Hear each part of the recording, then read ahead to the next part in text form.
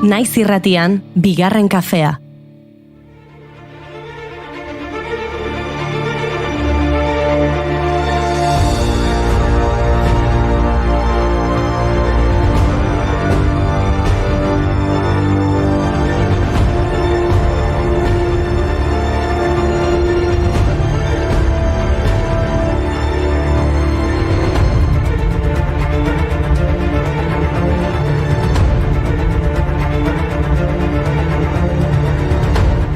Egunon, momentu batean galdetu behar izan diot Goiuriri asal dezakegu saioa, ze kezkatuta ikusten nuen belarritakoa galdu duzu Goiuri. Bai, oraintxe bertan. Eta nola egingo dugu? Estudio zentralei paso eskatuko digu edo hasiko gara? Hau azken orduko gertakari larria izan da. Akaso latz behar dugu bilaketa lanak egiteko? Txerri bat oeto. Hola, txerri bat. Trufa bila ibiltzen din horietakoa. Trufa goxo batzuk orain. Bueno, egunon guztioi eta ongi etorri bigarren kafera. Gaur otsaiak 20 katuen mundu eguna da eta guk zera txerria eta txakurra nahi ditu hemen belarritako bat bilatzeko. Guri txakurrak gehiago gozatzen zaizkigulako, baina tira, katuen eguna ospatzeko moduko efemeridea iruditu zaigu. Antza denez, galtzerdiak izeneko katu baten omenez hautatu zuten egun hau. Galtzerdiak Bill Clintonen katua zen, Amerikako Estatu Batuetako presidentearen katua.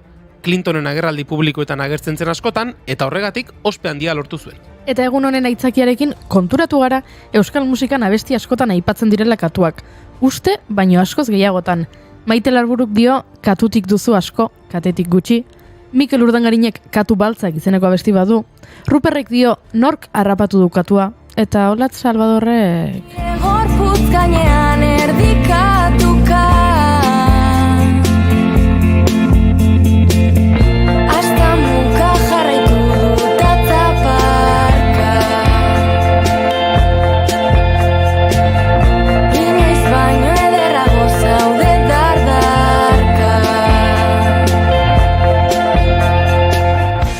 Ea gaurko efemerietako protagonistak katuzaleak ziren ala ez. Adibidez, Kurt Cobain. Gaurko egunez jaio zen Kurt Cobain, Nirvana taldeko abeslaria, musikagilea eta gitarra jotzailea. Berak ez zuen ospetsu izan nahi, baina grunge taldeak sekulako arrakasta lortu zuen bere kalterako. Antza denez, Kurt Cobainek asko maite zituen katuak. Esaten zuen asko gustatzen zitzaiola katuen jarrera. Munduak bosta xola dielako katuei.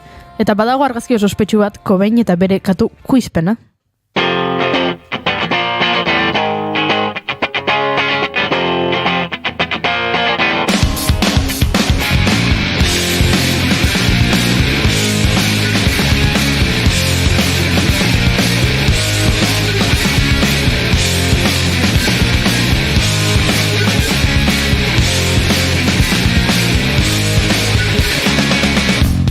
Rihannak ere asko maite omen ditu katuak. Elkarrizketa batean kontatu zuen txikia zenean bere kaleko katakume guztiak eramaten zituela etxera. Eta hile egokitzailearekin garbitzen zituela. Urrengo goizean bere amak katuak etxetik botatzen zituen arte. Rihanna gaixoa. Beti katuak salbatzen, baina katurik ez betirako. Gaurko egunez jaio zen Rihanna, Barbadoseko abeslari, aktore, modelo, enpresaburu eta diseinatzailea.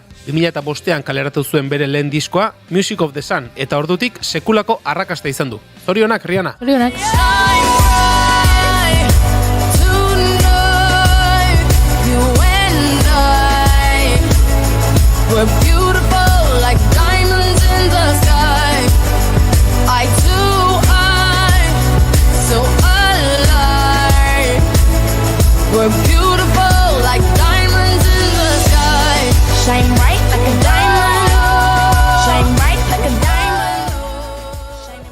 Ez dakit katurik zuen edo ez, baina Gloria Vanderbilt artistak badu Speckled Cat izeneko artelan bat, duela gutxi enkantean saldu zutena. Katuzaleentzat oso aproposa. Gaurko egunez jaio zen Gloria Laura Vanderbilt, estatu batuar artista, idazle, aktore eta moda diseinatzailea. Vanderbilt familiaren dinastiakoa da eta Anderson Cooper kazetariaren ama izan zen. Vanderbiltarrek ondo ezagutzen dute Neil Roekerko Metropolitan Museum of Art museoa. Gaurko egunez inauguratu zuten 1872an. Museoaren bildumak mundu osoko 2 milioi artelan baino gehiago barne hartzen ditu. Aintzinako Grezia eta Txipreko aretoetan ikus daitezken aintzinaroko altxorretatik hasi eta Europako ia maisu guztien margo eta eskulturetara edatzen da. Spreading the news, I'm leaving today. I want want to be a part of it. New York, New York, these vagabond shoes are longing to stray right through the very... Eta museoaren webgunean bilduma arakatzean katuak idazten baduzu, 10.309 emaitza ateratzen dira. Margoak, eskulturak, figura txikiak, artista askoren inspirazio iturri izan dira katuak antza. Horrela, normala da urtean 3 aldiz ospatzea katuaren mundu eguna. Otsailaren 20an, abuztuaren 8an eta urriaren 29an. Katu gehiegi izan dut gaurkoz, Esan dizuenik, txakurrak nahiago ditu dala. Katu baltzaren begitxe Arratzaldeko zeruen Apateuen jezduren momentuen Katua gainbeste, txakurra gainbeste maitatzeko Julenek goiuri guzti bitor deitzen die. Egia da. Zagin, bai? Hori nire kuadrilako baten, esperimentu baten ondorioa da. Bai. Ark esaten du, txakur bati bitor deitze bai jozu, 195 kaso egin. Nola izan hau zure kuadriakonek? Iker, daukeu Paulofen txakurra eta Ikerren txakurra. hori da. Ez du abizena hiri arte izango, ez da? Ez, beste bada, beste bada. Kesteko guzerik Beste efemeride garrantzitsu bat aipatuko dugu orduan. Gaurko egunez, 2003an, Espainiako Auzitegi Nazionalak Euskaldunon egunkaria ixteko agindua eman zuen, etaren zati zela argudiatuz. 10 lagun atxilotu zituzten 5 eguneko inkomunikazioaren ostean, 6 espetxera bidali zituen Juan del Olmo epaileak eta 4 aske geratu ziren. Otsailaren 21an kalean zen egunero egunkariaren lehen alea, bezperako itxiraren inguruko monografikoa izan zen eta ale guztiak saldu zituen. Euskal gizarteak ere azkar erantzun zuen. Otsailaren 22an, kontseiluak deituta, Donostian sekula egin den manifestaziorik handiena egin zen.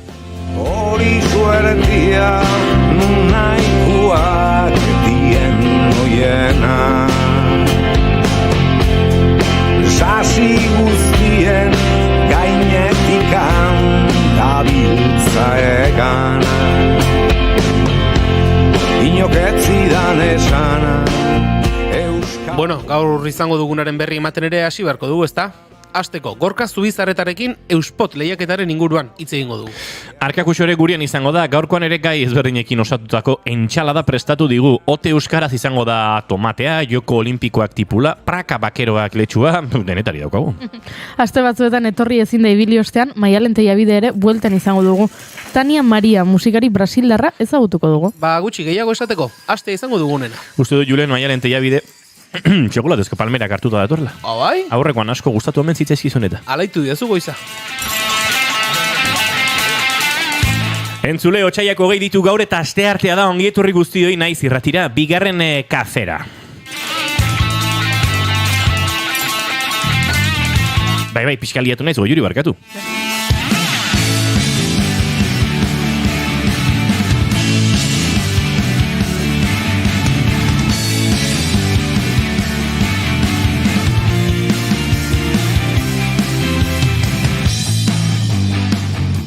Zuekin jaun Andreok, Julen Goikoetxea Orbegozo jauna egunon. Baita zuei ere.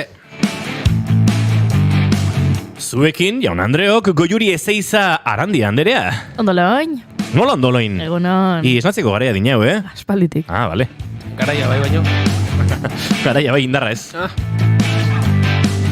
Izketan ari zaizuen hau Inigo Asensio Lurbide gaur bigarren kafeak 728 garrena du, otsaiak 20 garrena, goizak 10 eta 15 minutu oraintxe zuzenean hementxe, naiz irratian, bigarren kafean zuekin guirurak urrengo 2 orduetan bat egiteko asmotan. Ongi etorri!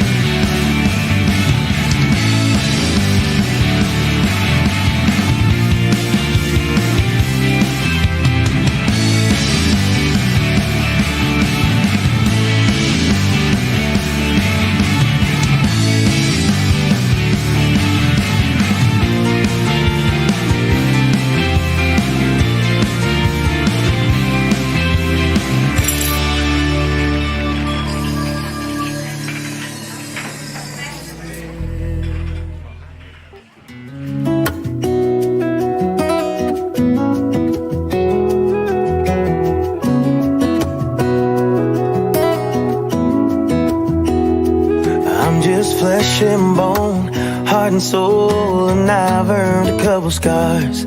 I've let once in a lifetime kind of things slide right out of my arms. I struck out, I've been out. Gure txatera begira hasiko dugu gorko saioa, baina txatera azpikaldetik begira hasiko dugu saioa, ze koreografiaren analisi badaukagu hemen, Indiokerrek egin duena. Koreografian Inigok 14 oso motibatuta gauzat esango dizuet, baina hori egia da, sentitu naiz gaur oso dantzari,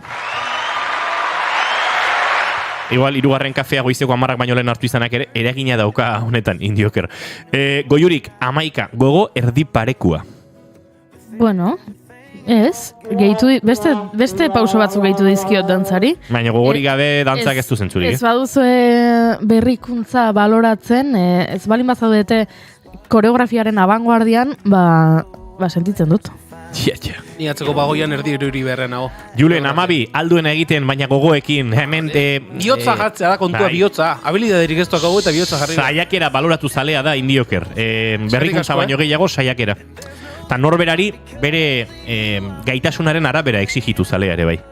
Goiuri, ikusten duzu gehiago emateko gai bazarela eta orduan hor erdizki ikusi zaitu. Bai, hoi ulertzen dute, Vale. Ulertzen dut, baina tira, ulertzen ez duzuenak zuek zarete. Hori da, diplomaziarekin babu aurreira deitzea. Norbaitek goltxoneta bat bigarren botean edo pixata amortiguatzeko, jaso dugun zaplazte bat gero.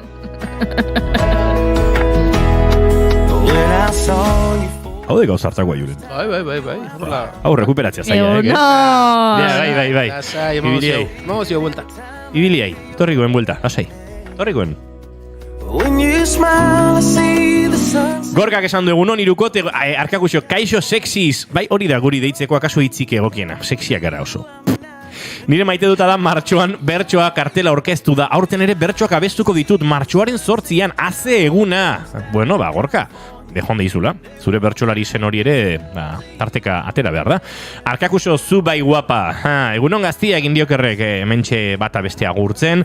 Por cierto, nire urte betetzetan Iruñera, noa ospatzera, dio Gorka. Bueno, noa Iruña ospatzera, baina lortu zaitu. Indioker, Iepale, egunon Gorka, oso ongi, hiri buruzagira. Egunon Arkakuso Gorka eta kompainia, mendenak, Ander Zubillaga, eta Arkakusok dio, akab Julen, akab. Akab? All cops are bastards. Baina zergatik dio hori, ez dut harrapatu zen momentutan? Ez dakit, nik ere ez dut. Sarrerako uneren batean akaso? Egunkaria itxi zutenean? Auskalo esan dugune hori ere izan liteke. Esan behar genuen ez esan eta Auskalo beste zerbait igual esan dugu. Txakurrak nahiago dituela erranduelako dio Arkakusok. Txakurrak. Akab, txakurrak? Aldu neiz. Inigo mesedez. Inigo, txakurrak. Txakurrak, gogor ari zarete, Itxi egingo digute irratxaio. Garzon liatuta dabil, baina.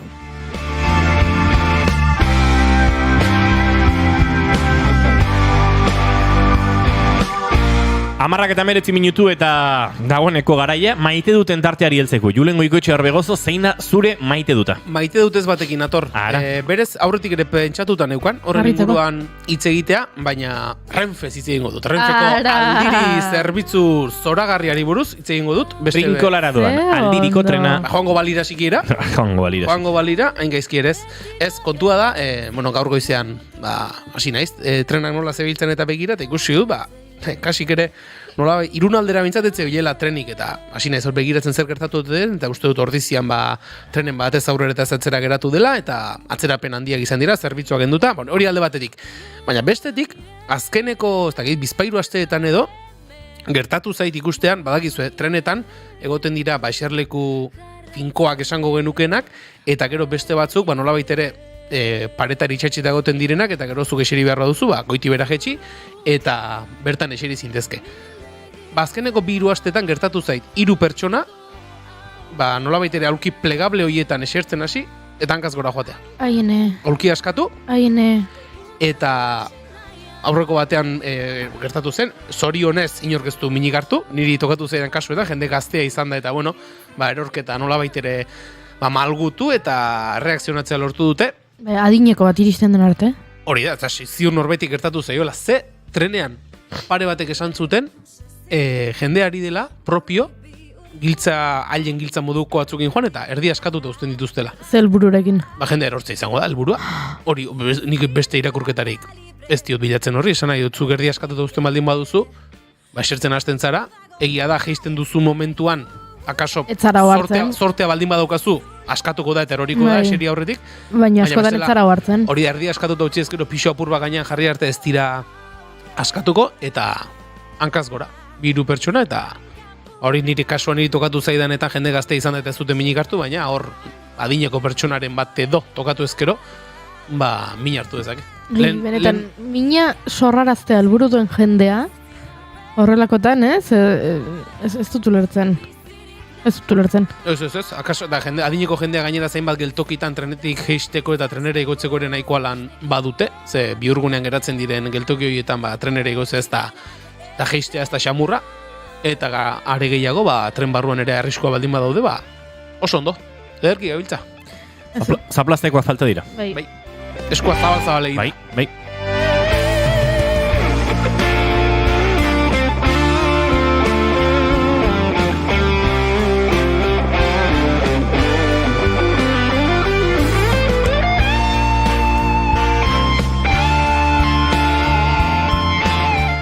Goiuri ez eizarandia, zein da zure maite duta? Maite dut eza dauka. Ara, bestea. Ez que triste jarri naiz. Gaur goizan esnatu, oso goiz esnatu naiz. Eta isa harakatzen ari nintzen, eta txio bat irakurri dut, eta triste jarri naiz. Eta txioak zioan jarri du pertsona batek. Orain konturatu naiz, lagun talde guztietan, egongo dela lagunen bat, bere lagun guztien hiletara joango dena, eta bere hiletara ez da taldeko inor joango. Errepikatu mesedez? Lagun talde guztietan, egongo dela pertsona bat, bere lagun guztien hiletetara joango dena. Azken hilko dena. Bale, ados. Eta lagun taldeko inor ez dela joango bere hiletara. Ja, hilda daudelako. Eta, hori izan da, esnatu eta irakurri dudan lehenengo gauza, triste jarri naiz, da zerbait, badakiguna, horrela da, eta badakigu, baina horretan pentsatzen jartzeak tristete egin hau, eta goizan esnatu eta irakurri dudan lehenengo gauza izan da, eta zuekin elkar banatu nahi nuen. Ze tristea da, baietz. Ez? Irakurketa dauzka. Zure kuadria guztiaren hiletara bazoaz, non eta ez diren handeen aurka hegazkin batekin talkan hiltzen, normalen esan nahiko du bizitza luze izan duzula, azartzarora heldu zarela, gaur egun ez da guain merke, 80 urtetara heltzea, ez pasaitu istripu batek akatzen, minbiziak akatzen zaitu, eta bestela auskalo zerk, edo, beraz, ez dakit, ulertzen dut, hor atzean dagoen tristura sentsazio hori, baina ziurrenik 80 urterekin ere beste modu batera ikusiko duzu. Gutxiago, seguruna. Iristen 80 urterekin gutxiago eta okerra ikusiko duzu. Iristen bana ez? Neska, baino... Ez 80 urte, begira, honek ere pixka bat aserretzen nau. Bizi garela, asumituz, eta aintzat hartzen, 80 urtetara iritsiko garela. Inor ez da hori asumitzen ari. Ez, orokorrean bizi garela horrela. Ez dut esaten zuño. 15 laguneko kuadria batean azkena bazara, estadistikak dio 185 batean helduko zarela dinotara. Baina orokorrean ez duzu pentsatzen horrela bizi garela? Mundu guztiak uste duela ohikoena dela edo tokatuko zaizuna 80 urte arte bizitzea. Eta geratzen zaizkigula oraindik 60 urte aurretik. Eta zeinek ziurtatu dizu zure 60 urte falta zaizkizula aurretik. Baina gai aldatzen ari zara. Ja, bai, kuadria guztiaren funeraletara joan balima zara, estadistikak dio 80 urte beteko dituzula. O 88. Bai, baina. Ez? Bai, bosta xola. Listo. Ez, baina, zein da puntu orduan? A ber. Trizena hola. Goiuri 30 urte bete ditu ja, hiletan pentsatzen. Hiletetan pentsatzen. Hiletetan pentsatzen. Asko pentsatzen dut hiletetan. Egia da. Bota esaldia. Egun bat egone arrata betiko pakea? Claro. Honek gauza hon badauka, Ni esnatu naizela eta irakurri dudan lehenengo gauza izan dela hiletaren kontua eta triste jarri naizela, baina horrek esan nahi duela egunak soilik obera egin dezakela. Hombre. Hori esatzen James Deanek ajearekin esnatzen zenean horixe pentsatzen zuen. Txatea maia lentela bide diot, atasko batean dagoela zaruzko peajean. Beraz, Eta joko etnik zure hietan lasai. Amaia eta bide, dando por hecho, zu ere, ni baino beranduago hilko zarela. Bale. Mete, bidek nahiko bizitza hola, zera, ez da egite, puritanoa darama, oso pertsona zintzoa da, ez du parrandarik egiten, kirola egiten du, bizitza ohitura ona ditu, hau urte askotarako bizikoa. beste aldekoek ere asko irauten dute batzuk, Bai, Bai. bai, hori egia da. Ez egin behar du Maialenek pianoa jo, bakizu zer gertatuko den, nire hietan. Zer gertatuko da? Hasiko zaretela, Maialen hasiko dela pianoa jotzen, hasiko zara zu pianoa jotzen, hasiko da Imanol pianoa jotzen, eta nire hilotza esnatuko da, eta esango du. Pianito ez! Ba, nik uste dut, Maialen Tellabidek zure hiletan pianoa jotzen badu, nik behintzat ez duela joko, eta uste dut Imanolek gutxiago, Maialen, nik Beste gauza batzu joko ditugu, perkusioren bat, edo... Iuia jotzea. Iuia hobeto. Beste xarpa bat emateko hiletari. Maialenek ez du iuia jotzen. Kartezala bere lagun... Roma.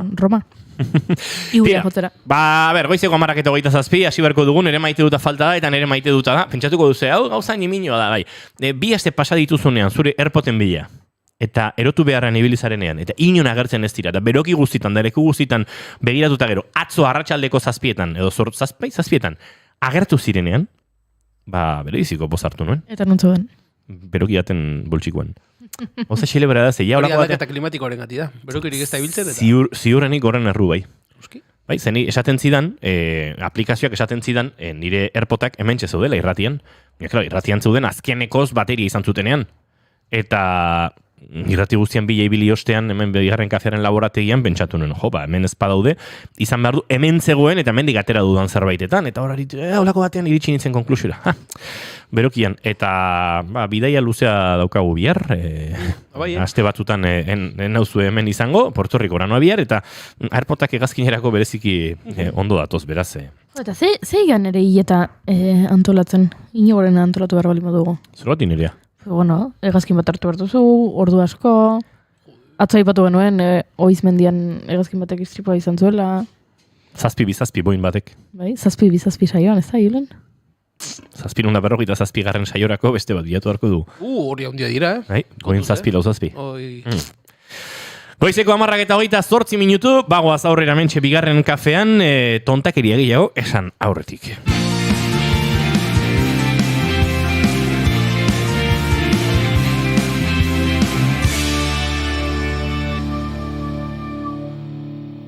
Bigarrenak ez direlako beti okerragoak. Bigarren kafea. Parkeko soinuetaz dudarik egin ezin zenean, abesteko beharrotxaz ez jakiteak, zaia erraza bihurtzean, iraieko igande batean, itxasoa etxera bueltan. Telefono mugikorrak eta adin txikikoak. Puri-purian dagoen gai bada, eta gizartean horren inguruan sortu den eztabaida da horren lekuko. Aretxabaletako udalak, Mondragon Unibertsitateak, Arteman Komunikazioak eta Arizmendi ikastolak antolatzen duten Euspot lehiaketak gai horri heldu dio aurtengoan. Eztabaidaren bidetik baino, hausnarketaren eta sormenaren bidetik akaso gehiago ordea. Ze aukera eskaintzen ditu, eta ze mehatxu, hori azaldu behar dute Euspot lehiaketara aurkezten direnek, gehienez 30 segunduko iragarki batean. Lanak aurkezteko epea maiatzaren 20an itxiko da, eta norbait buruari bueltak ematen hasi baldin bada, Euspot lehiaketa honetako antolaguntzako kide den Gorka Zubizarreta gonbidatu dugu bigarren kafera, argibide gehiago emate aldera. Egun honetan ongi etorri Gorka? Kaixo eguno, bai. Zer moduz gara? Ondo, ja martxan. Hori da, lehiaketaren ekitaldi berri bat Gorka, eta jada badira batzuk, Euspot osasuntxu dagoenaren seinale? Bai, hori da, aurtengoa ja 13. edizioa da, eta, hasi ginen Aretxabaletan, modu xume baten, lehengo edizioan 9 spot edo jaso ziren, eta, urtetik urtera eskundea nabarixa izan da, eta iaz ja langa jo hauen Euskal Herriko 159 spot jasota. Orduan, gorantza eta bai kalidades eta kantidades askundian. Hor, akaso lekua izan dezake 13. ekitaldi honetan hor aztergai izan liteke, ez akaso baliabide teknologikoak ere gero eta eskurago izan genitzakeela, ez dakit profesionalizaziotik gertu egoteko aukera ematen duten baliabide teknologikoak gero eta eskurago ditugu, eta hori ere izan liteke kopuruz eta akaso pentsatzen dut kalitatez ere gero eta bideo hobeagoak jasotzearen arrazoietako bat. Bai, duda barik.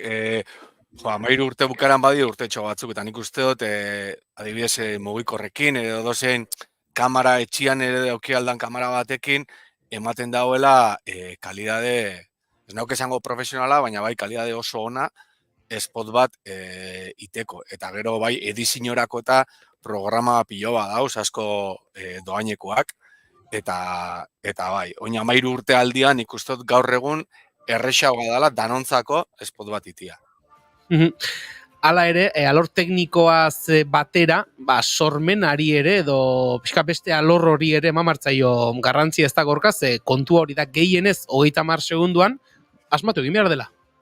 Hori da, gehienez 30 segundo, hor ematen dugu sorkuntzarako jokoa bai, ze, bueno, gaur egun egia da, spot klasikoak telebistan ohitu garenak 30 segundon bueltan izaten diela, baina egisa da bai ikusentzunezko ohiturak aldatzen doia zela, eta batez be gaztenen ohituretan bideoak gero eta motzagoa diela, konsumo oso azkarra da, eta ikusi beste ikesteku sare sozialetan eta dauzen iragarkiak oso segundo motzetakoak izaten dira asko, ez? Orduan guk ate hori izten dugu zabalik, gehienez 30, baina norbaitek sorkuntzari bide eman eta 10-20 segundoko spot bat egin nahi badau, aukera ere badauka. Horrek zer egiten du Gorka? Hain laburra izate horrek zer egiten du? Lana erraztu edo akaso zaildu? Nik uste dut zaildu, ze ideia sintetizau biozu asko, eta pentsau biozu sekuentzia gutxi horiek nun eta nola grabau, ez? Bukaran 30 segundoko spot bat, izan leke 10-15 sekuentziako bideotxoa da, ez? Eta hortik jeitsi behigozu, soiaz mosten, ez? Plano guztiak, orduan, bueno, ariketa bat bada, ez? Bukaeran ikustia, visualizetia, plano guztiak nolan eta zerringozun, eta bueno, nik uste dut, sintetizazio lanak beti izaten diela komplejuak, baina politxak aldi berian. Gaiaren inguruan hitz egingo dugu Gorka, aipatu dugu, nolabait ere gaia modu laburrean esan da, 12 urteko seme-alabak mugikorra eskatu die gurasoei. Horrela esan da, bertxotarako gaia ere badiru di Gorka, kontua da, bertxolariei, orain ganbarako lana bezala ezagutzen den horretan, 3 bertxo nahikoa luze botatzeko aukera ematen zaizkiela, eta hemen ez dagoela 3 bertxo luze egiteko demorarik. Eta hemen koplaba bakarri bota da. Hori da, kopla labur bat. Orduan, bueno, bai, gaia hori da, bukaran kokatu dugu gaur egungo pilpilan dauen gai baten, ez da, adin txikikoak eta telefono mugikorrak, ez, hor bukaeran, bueno, ikusten dugu, ez, bukaeran gizartean bada bolako ezinegon bat, honen inguruan, azten joan dana azkenengo urteetan, eta Spotek urtero gai ezberdin lantzen dau, beste urte batzutan, izan die, zientziaren gaia gaztei hurbiltzearena, edo ariketa fisikoa sustatzearena, edo, bueno, eta urten nahi izan dugu gai hori ekartzia, eta gai horren inguruan hausnarketa bat itia, ez? Ikusten dugu jende bat, igual, bueno, ondo ikusten da bala, 12 urtekin neskamutikoak mugikor bat aukitia, ez? Eta euren arrazoiak dauki hori argumentatzeko, eta badagoela beste jarrera gero eta ondisa badana, ez? Hobe dala, pixkat, adin hori joatia luzatzen, ez? Eta gero eta berandu hau, hobe dala, ez? Orduan, bueno, guztionen aurrian, hausnartzia, eta bai gauza batek eta bai bestiak auki aldauen aukera eta mehatxuan inguruan, olako, bueno, analisi bat edo behintzat jendiak eragitea bere burua, ez? Eta hor, aldeko edo kontrako postura edo posizioak izatean ere, gehienez 30 segunduko bideo bat egiteak, akaso, mugatu edo behartzen zaitu, ez? Aldeko argudio bat edo kontrako argudio baten inguruan aritzera, eta hor ere argudio ezberdin ugari azaldu litezke, eta horrek ere, akaso, gaiaren inguruan dagoen eztabaida hori ere are gehiago zabaldu dezake. Hori da. Egisa da Spot ez datorla esatera zer dagoen ondo eta zer ez dagoen ondo. Edo Spotek jartzen dagoena da gaia mai gainean, gero Spote izaten da bueno, euskarri bat edo ikastetxietan eta lantzen da bastante, orduan Euspoten inguruan iten die lanketa bereziak, gu inkluso joaten gara formazio saioak emuten sorkuntzan inguruan eta gaiaren inguruan bebai egoten da olako debate bat, ez? Orduan aurten behin hortan gabiz, hasi gara ja. Orduan, ba bueno, guk ez dugu esango zer dagoen ondo eta zer ez dagoen ondo, ez? Guk bai garbi ikusten dugu, ez? Alde batetik dagoela talde bat, igual esaten dagoena, ba 12 urtekin komeni dela ematia, konektatuagoa egoteko, jostailu bezelan, bakarrik ez gelditzeko arrisku horregatik eta beste, ez? Eta bueno, badagoela beste sektore handi bat gizartean, ez? Ba esaten dagoena, ba 16 urtetik gora ematea, ba hobe dala, ez? Arrazoi askogatik. Orduan, ba bueno, seguro nau jasoko ditugula spotak oso kontrajarriak inkluso euren artean, ez? Eta ez da izango bape ariketa erresa epaimaiarentzat, gero. Baina bueno, behintzat pilpilan egongo da gaia eta gustu dugu hori dala edizio honetan lortu nahi duguna. Aipatu duzu Gorka, eskoletara eta joaten zaretela nolabait ere, ba, urte horri dagokion gaiaren inguruan formakuntza eta pixka bat horren inguruan hitz egitera, ez dakit aurreko urteetako lanak erakusten dizkizue ikaslei nolabait ere, ba, ideia abia punturen bat izan dezaten, edo aurreko urteetan behintzat zer egin den ikusi ahal izateko, erakusten dizkizue aurreko urteetako bideoak? Bai, erakusten ditugu aurreko urteetako irabazliak, baita beste sarietan edo beste telebistatan ikusi aldien espotak guri betzeta jakunak ondo osatuta dauzela. Eta azkenengo urteetan gutxi gora bera 4.500 ikaslei Eromundo Txau formazio saioak, bueno, Euskal Herriko ikastetxe desberdinetatik pasatzen gara, ez? Eta pixka saiatzen gara arrobilan hori pixkat ereiten, ez? Eta gaztei animatzen euskeraz sortzen ikusentzunezkoak, ez? Bukaran gaur egun daukin kontsumoa erderaz gaientzen da, ez? Eta zer esanik ez, gero eta gehiago inglesez bebai, ez? Orduan, bueno, uste dut erronka potolo bat daukoguela hor, ez? Eta hainbat kanpaina eta eragile da bizela, ez? Norabide honetan tiraka, eta Euspotek bebai, nahi dau bere aletxoa jarri. Gai aukeratzeko prozesua Gorka, lehen sarreran aipatu dugu, erakile eta erakunde ezberdina daudela Euspoten antolakuntzan, nolako izaten da? Gaia urtez urteko gai hori aukeratzeko prozesua, eztabaida asko izaten da? Bueno, bai, a ber, lehenengo tamen joten dugu pixkat aktualidadera. Aktualidadean zer izan aldan eta bebai ze izan aldan interesgarri gazteekin lantzeko, ez? Orduan, bueno, aurten babesle nagusi bezala Eusko Jaurlaritzako kultura eta hizkuntza politika saila sartu da, eta eurekin elkarlanean, ikusi gaben aber ze gai izan alzan danontzako, bueno, ez? Ondo etorri aljakuna eta bakoitzak iparra nun jarrita daukon, ez? Pixkator lanketak iteko eta hori, ez? Orduan, ikusi gaben gai hau izan alzala egokisa, eta pixkat ja erabaki gauen aurrera itia eta ja martxan ipintxia. Aipatu diguzu baita ere, 4.500 ikasleren ganaino iristen zaretela Euskal Herriko ikastetxeetan barrena, aipatu duzu baita ere, gazten erabe hauek kontsumitzen dituzten bideo labur askotan viralizatzen diren bideoak dira, denoi dagokigu bideo laburrak aipatuta, ez dakit, Instagram edo TikTok bezalako sare sozialak datozkigu burura, eta horraz azpimarratzen zenuen, ez? Euskararen presentzia sustatzeak zenbaterainoko garrantzia duen, ze egia da, aipatu ditugun plataforma horietan, euskerazko eduki gehiagiri gorengoz behintzat ez dagoela. Bai, hori da, hor hainbat dinamika gondiez, ez? Adibidez, pantaiak euskeraz edo momentu enten zineman euskeraz, ez da? Eta, beharrezkoa dien dinamika die, ikusita joerak nundi doia zen, ez? Eta euskeraz dauzen kontsumoak oso bajuak diezela, ez? Arrazoi ezberdinen gatik. Ordan, bueno, hor behintzat erein inbida, sustatu inbida, baliabide guztia jarri bidiez, ez? Urrengo belaunaldiek euskeraz kontsumitzeko aukerak izateko eta kontsumitu eta sortzeko, ez? Eta animatzia euskeraz baino hobe norbere hizkuntzan, ez? Nolan sortuko dugun ikusentzunezko bat, ez gara hasiko gu erdera sortzen gure hizkuntza euskera izan da, ezta?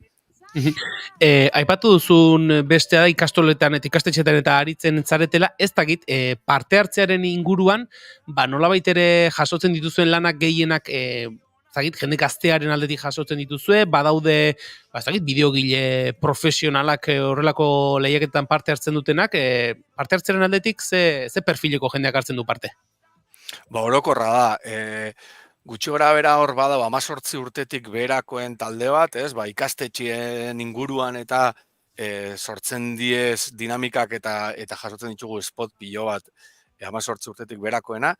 Gero badau beste perfil bat 18 urtetik gorakoak, ba, adibidez ikusentzunezkoak ikasten hasidan jentia, edo freelance bezala ja ikusentzunezko munduan pixkat dabien jentia, eta gero badauz bebai beste perfil bat diela, izanaldieia enpresak ikusentzunezko arlokuak, ja freelance, ja profesionalauak, ordan, ba, bueno, danetik, hasi 15 urteko gazte baten bideotik, eta izan lehike 30 urteko profesional batera, nioko abanikoa gutxi gora bera. Eta hor, akaso, alor teknikoaren irizpidean, profesionalizazio munduan edo profesional bezala dabilen jendeak baliabide tekniko gehiago izango ditu, eta hor ere, pentsatzen du Gorka epaimaiak izango duela nolabaiteko oreka hori topatu beharra, ez? Alde batetik bideoak txukuna izan beharko du, ondo egindako bideo bat izan beharko da, baina segundu gutxi horietan kontatzen denak ere, pisuzko irizpidea izango da epaimaiarentzat. Bai, bukaeran bi gauza horien oreka da, ez? Teknika eta gero mesua, ez? Teknikoki ondo egon bidain da, dudabarik, baina guretako mesua oso importantia da, ez? Bukaeran guk gai konkretua jartzen dugu, target bat, helburu nagusi bat, spotak bete behar dagoena, ez? Eta hor mesua da importantena. Eta gero ja baloratzen dugunak, beste gauza batzuk di, berak spotak berak dakon ritmua, ez, hasieratik bukaerara jarraitzen eroaten dutzula, ez, erras eta gero euskera maila bai baloratzen da. Hainbat gauza baloratzen die, baina garrantzitsuenak nik esango nauke, teknikoki bai, baina mesua bera, izatea zuzena.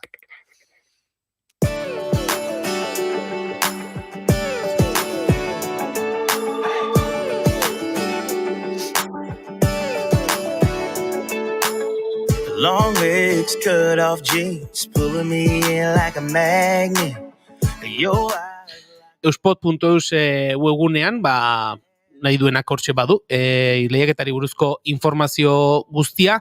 Hor irakurri dugu Gorka bestetik, guraso gazteak direla nolabait ere, iragarkiaren tarjeta edo hartzaile izan bide diren hoiek.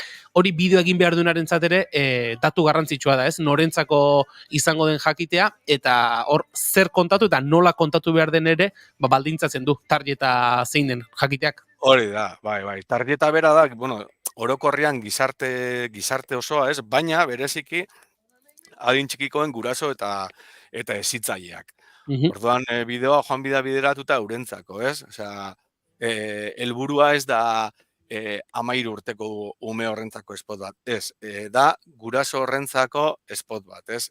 Berai hausnar arazteko spot bat.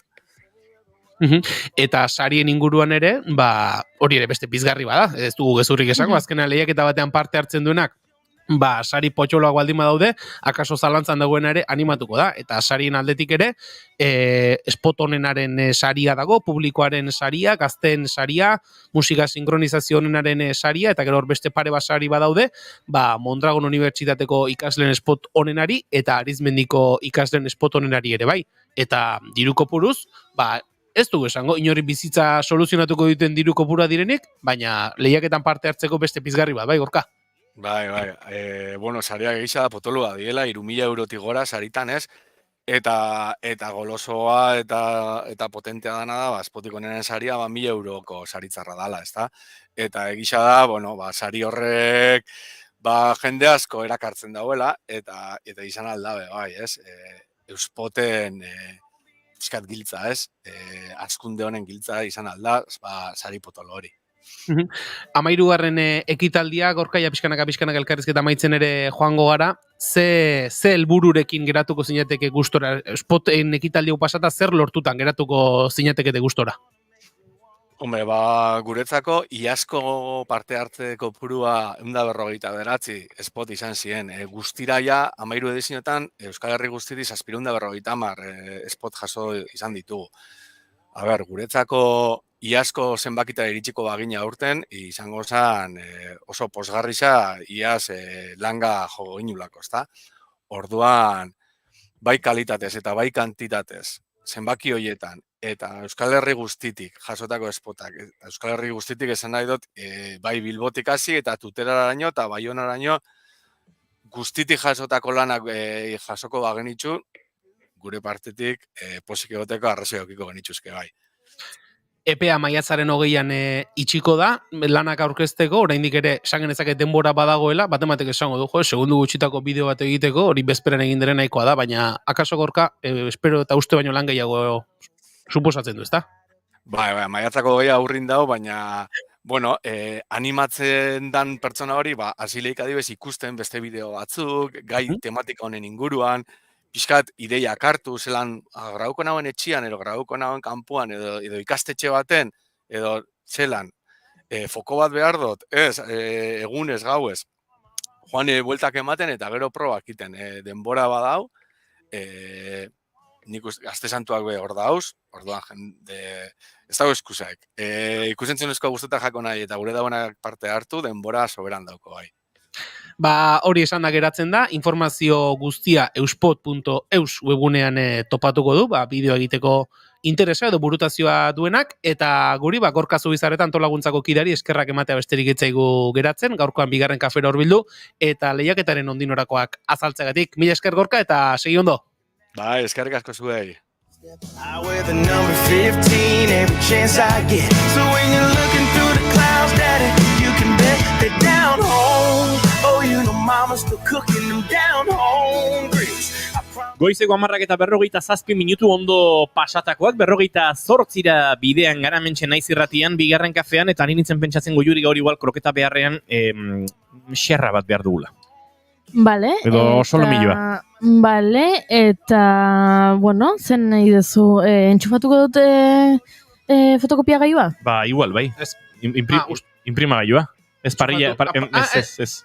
Parrilla? Ez, ordena gaion, jarriko idatziko deu, zen nahi deun, eta... Ni herri txiki bateko nez, nire harrikezko, Ez, baina imprimatu daiteke. Ez dakizu aragia imprimatu daitekela? Ni herri txiki batekoa, naiz, berriz diot. Nahi duneako, mutillo berri txiki bateko, geho, teknologia high level daula ibiltzea, baina? Jai gutxi egiten du bazken aldean, Bueno, jakintzazu, herri txiki batean sortu dutela, 3 den imprimatutako aragia. Lortzen duzu, Ni herri handi batekoa naiz, baina antzeko parezido nabil, Ni herri txikian galdu naiz. 3 den imprimatzen duten aragia. Baina hori jateko modukoaz izango, edo bai?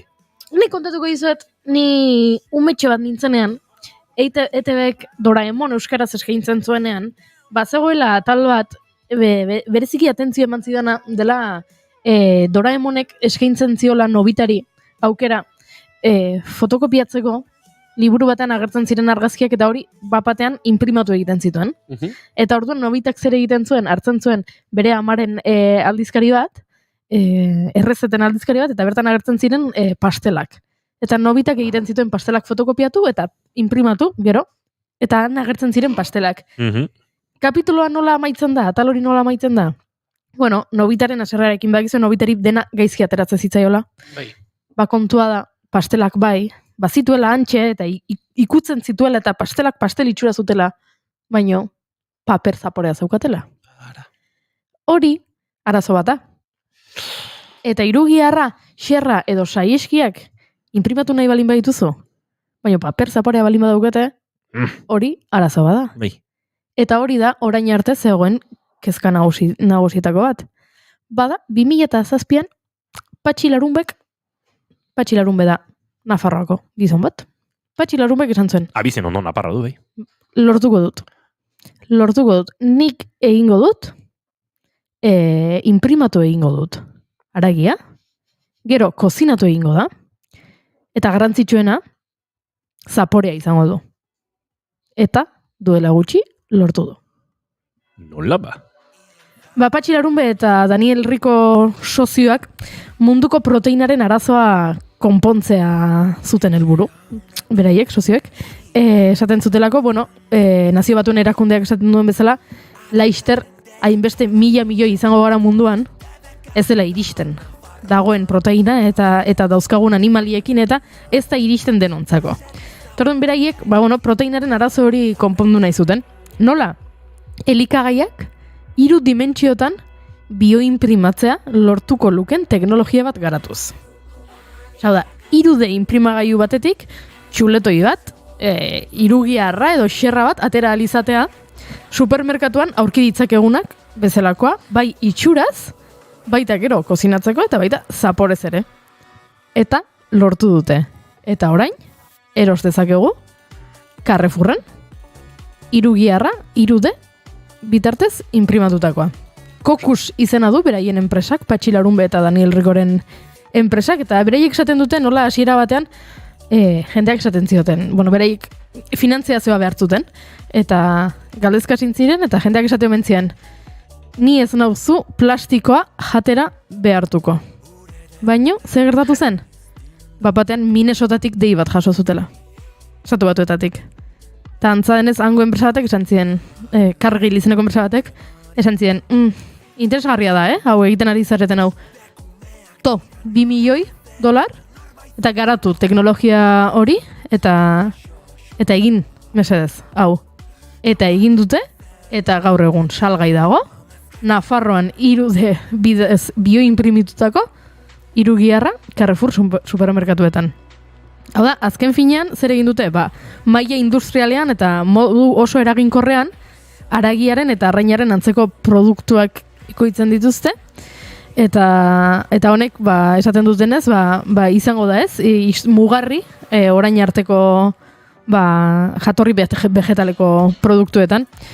Hemen elikagai honekin gertatzen dena da, beste gauza on bat dela, ekoizteko behar diren lehengai guztiak Europako hornitzaileetatik datozela, eta horrela lehengaien garraioak ingurumenean ere egiten duen inpaktua murrizten dutela. Mimetic food deitzen diote. Alaia, janari imitazioa edo. Kontua da, bereik esaten dutela behira, eske gure teknologiarekin bizitza oso bat behar du txerri batek hau ekoizteko, eta txerri batek bere bizitza osoan guk 5 minututan egiten dugu. Eta honek munduko proteina falta konponduko du. Hori dio, Patxi Larumek. Horremendik aurrera orduan txuletak zaharrarenak eta gaztearenak beharran, toner zaharra eta toner gaztearenak eta izango dira. Edo tona bat txuleta eska ezakizu. Esan bezala Patxiren eta Rikoren enpresa honek, egin du kolaborazio bat beste hemengo Nafarroko beste enpresa batekin, Foodisekin, eta orain supermerkatuan topa dezakegu 3,49 eurotan, irugiarra, jatorri vegetaleko irugiarra, 3D bidez inprimatuta, eta dagoeneko bandejetan salgai Carrefourren. Egia da, 3,49 pixka bat garestia dela. 3,49 €, zentimo, 120 gramoko bandeja. Ez dakit irugiarrak zema balio duen normalean. Merkeenak, Carrefourren bertan topa dezakezun merkeenak, ola marka txurikoak, bat 1,49. 2 euro gehiago. Arkako saudio oso garestia. Baina, Patxi Larunbek eta bere taldeak esango lukete, zuk hartzen duzun irugiar hori, euro eta 1,49 zentimotan hartzen duzun hori, urez josia dagoela. Eta horre, proteina eta lehen gaia, badagoela, baina ura ere bai, eta ez da egite dango dira hor saltxak. Bai, kontua da, zifratan pixka bat kokatzeko.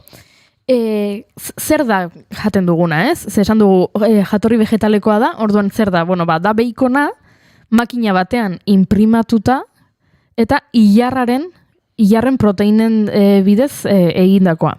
Urtero, Nafarra enpresa honek badauka almena 1000 tonako zifra sortzeko. Hau, ohiko abeltzaintza industrian izango lirateke 35.000 txerri hiltzea. 35.000 txerri hil beharrean, beraien inprimagailuarekin, irugiar kopuru hori egin dezakete. Bide, 3D, ingilet eta olako teknologia erabilita. Etor kontuan hartu behar da, ez dela 35.000 txerri horiek hiltzea, dela 35.000 txerri horiek, euren bizitza osoan zehar, isurtzen dituzten, gasak eta horrek duen inpaktua, eta egia esan erikuste egiten zaite, janari sintetikoan, hola, nire burua pixkate entregatzea. Bai. Baina egia da, iritzi bat eman aurretik, ondo jakin beharko litzatekela, zein den proteina honen jatorria, prozesuan zenolako prozedurak ematen diren, horrek zenolako eragin izan dezaken osasunean, kaso adituren bati ere galdetu beharko genioke, baina egia da, Kokus enpresa honek, Arkakusok esan digu, egiten duena dela teknologia garatu. Bai. Eta horren, gero Foodi bezalako enpresa alimentarioi, teknologia hori saldu. Hemen ikusten ditugu, ingenieritza proiektuak, elikadura formulak, dispositibo autonomoak ere sortzen dituztela, pixkat neurrira, beharraren araberako makina autonomoak eta bar, azkenen hortan da biltza, baina egia da azken urteetan janariaren inguruko zientzian edo, erabat murgilduta da biltzala, eta hause sortu dutela. Argazki bat ikusi nahi duzu, Bai, nahi dugu ikusi. Argazki bat elkargabanatuko dugu, bai zuentzako, eta baita streaming bidez jarritzen gaitu zuen antzoko, eta ikusiko duzuen nola, beikon itxura duen. Hau, 3D impresora batek egin du. Bai, hemen ikusten ari gara, egia esan itxurare, faltxu xamarra da. Bai, da pixkat, umeentzako sukaldeak erosten dituzuna etortzen dira plastikozko beikon zatiak. Ez da egia, bidaze ondo. Batek bai, batzuk bai. Ez da egia, bidaze, Igual da argazkia, pixka brillito gehiagi daukela, baina... Bai, baina, ez dakit nik argazkian ondo ikusten dut. Bai. Bueno, goza bat egingo dugu, erosiko dugu. Badaukagu aurrekontua, 3,99 €. Bai, erosiko dugu eta katat egingo du. Hori da? Baina nik nahi dut zientziatik eren horretik pixata baztertzea, eta industria alimentarioan ere aditu direnek ze iritzi duten, eta esaten dizuetan bezala prezioaren gai horrekin ere badago, ez? Horrelako produktuetan zenbat zenbat patata fekula injektatzen den, York urdaiazpikoak aragirik oso gutxi du gaur egun, ez baduzu berez urdaiazpiko egosia edo jamon kozido deritzen hori erosten, hor badaude kontu asko, eta hemen ere prezioan akaso gertaliteke garesti izatea proteina goiti bera dutelako, eta benetan oso produktu ona delako. Ez dakigu, orduan ikusi barko litzateke, eta gero nortu barko litzateke ez, impacto medioambiental hori, nolakoa den, inguru girori zeragin sortzen dion. Gaia bada akaso pixka bate luzean aztertzeko modukoa, baina tira, beste batean izan beharko duzu, segituan bagoaz azken ordukoaren bila estudio zentraletara, eta ondoren Maialen Teiabide, Arkakuso, badatoz gurera hainbat gairekin, beraz guk momentuz egingo duguna da erosi, eta xerra batzuk prestatu. Bai. Honek jatorri vegetala du? Bai. Horrek esan nahi du, iratik ere jandezakela? Ilarrekin eginda dago. Ilarrekin eginda dago. Maialenek ere proba dezake orduan. Maialenek ja jaten du aragia, bai. Bere iraganak zita. Kantua kantatzen Cintura con cintura y del revés El tiempo se para Maialenek ez dela inoiz vegana izan, beraz bai, jandezake. Indiok horrek dio, nik ez dakitena da zergatik eman bartzaion aragiaren itxura. Ez da aragia. Ez dakit. Hor meloi polita dago, Nik uste hor badagoela, ez? Helburu komertzial xamarra edo, hortik errexago salduko delako. Gure kontsumo ohiturak kontuan hartuta. Bai, auskalo. Aztertzeko moduko, nik uste honek eman behar digula beste saio batean, lasai eta luze aritzeko. Eta hemen diote, eta hori nire inguruan vegano asko ditu dala, Bai, egia esan nik lehengoan fua vegetala januen egazkinean, eta ikaragarri hona zegoen, eta baziru dien mikuit kalidade hondiko bat, beraz, dena ari da asko eraldatzen, baina egia denari ematen digula konbentzioaren itxura hori, ohiko produktuen itxura hori, eta horre ere badagoela. Meloitxu bat, edo zin kasutan beste egun batean izango da, esan da bezala, Meloiare vegetala izango da. Meloiare vegetala noski, ze azken ordukoaren bila egin behar dugu salto estudio zentraletara, Oñatze Aizpuru lankide antxe dugu, eta Oñatze Aizpuru egunon? Kaixo egunon, nik kontuak edo beste izango oteizten, baina tira, duela gutxi jakin dugu, Gipuzkoako epaitegian, Azpeitiko epaitegian, bidegi auzia berriz zabaldu dutela eta txosten independiente bat eskatu dutela, Euskal Herria Bilduren helegitea onartu baitu, partzialki Gipuzkoako epaitegiak, eta bidegi auziko kereletako bat artxibatzea balio gabatuko dugu. Goratuko zareten hola ape bat errepidea egiterakoan, Eibartik Gasteizera doan zati horretan, irregulartasun batzuk ustez egingabeko lur mugimendu batzuk pagatu zirela, hori da guzti honen muinean dagoena, dirua bidegabe erabiltzea leporatzen zaie pertsona batzuri, haietako zati bat artxibatu zuen duela gutxi, epaitegi honek, Azpeitiko epaitegiak, auzia daramanak elegitea aurkeztu du Euskal Herria Bilduk, eta haietako elegitearen zati bat Gipuzkoako auzitegiak onartu du, beraz, badirudi aurrera jarraitzen duela afera honek. Bestalde, Aita Mari erreskate ontzia lehorrean dela Ortonako portua jakin dugu bart ailegatu da Adriatikoko kostaldera 1200 kilometro inguru nabigatu ondoren erreskatatu zituen 53 lagunak portu seguruan utzi dituela dio Aita Marik, Txiretiko probintzian dago Ortona, eta bertako autoritateen esku daude orain, hango legei jarraiki gehienak kanporatu egingo dituzten, ez zaielako nazioarteko babesik emango. Kexu agertu da Aita Mari, izan ere erreskate egiterakoan alik eta porturik gertuena nahi zuten, Sizilian esaterako, baina 1200 kilometroko zeharkaldia egin behar izan du Ortonaraino iritsi arte. Gainera, lehen erreskate egiterakoan beste ontzi batzuk inguruan zeudela ohartu zen Aita Mari, baina kasu honetan Italiako agintariek handik alde egiteko agindu zioten. Ortonarako bidean beste bi ontzi utxik topatu zituztela dio Aita Marik Libiako kostalde inguruan, eta salatu duenez ziurrenik Tunisiako eta Libiako kostazainek beroan itzuliko zituztela esan du. Hain zuzen, mugazan hoiek Europako Batasuneko funtsekin daudela finantzatuta eta horregatik kexu ere agertu da. Bestalde, Bilbon, kasu honetan Bilbobusen lanuzteak ari dira egiten langileak, eta orain goizeko lanuztea, goizeko 7:00 martxan zegoena amaitzear behar du, arratsaldean beste 4 orduz egingo dute lanuztea, hitzarmen kolektibo berri bat ari direlako eskatzen beharginak, lan hitzarmena berritzea, eta ez da bakarra izango, kasu honetan hilaren 27an 24 orduko greba izango delako, eta ondoren hilaren 29an 8 orduko lanuztea egingo dutela aurreratu dutelako. Bueno, azkenik esan, Irunen kasu honetan dirudi 4 pertsona atxilotu dituela ertzaintzak, gizonezko bat atxiki eta larri zauritzeagatik lesio eta mehatxu delituak eta biktima legez kontra atxikitzea egotzita, 29, 30, 14, 41 eta 62 urteko 4 lagun espetxera bidali dituzte. Dioenez, biktimari wash edota titatutako biletean iruzurrarekin jipoiak eman zizkieten, pasaden ostiralean gertatu zen, 4 gizonezko Irungo etxebizitza batetik pertsona bat eskua lotuta atera eta ibilgailu batean sartu zutela ikusi zuten lanetik kanpo zegoen ertzain batek. Gertatutakoa zohartarazi eta erasotzailearen atzetik joan ziren, gizonezko bat topatu zuten autobarruan eskua lotuta, aurpegian zauria zituztela eta orain atxilo hartuta espetxera bidali ditu esan bezala pertsona hauek. Guzti hau esan da, 12etan itzuliko gara, Inigo, berriz ere azken ordukoarekin. Eskerrik asko Oñatz, bagoaz aurrera, eta Oñatzek esan da bezala, 12etan informazio gehiago hemen bigarren, hemen naiz irratian.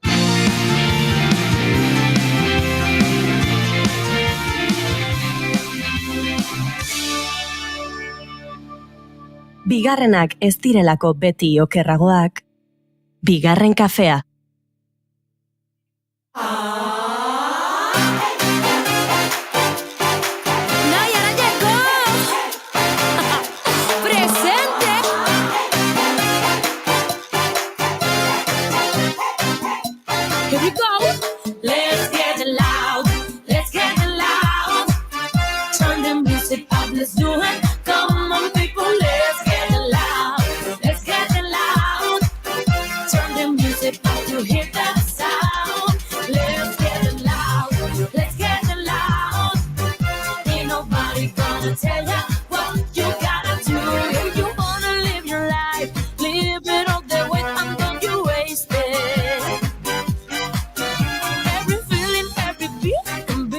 Julen, orain konturatu naiz, asko egokitzen zaizula tromboia instrumentu bezala. Badakizu, izan nuela etxean tromboi bat, ibili nintela borrokan hilabete desentetan, eta etxe egin nuela.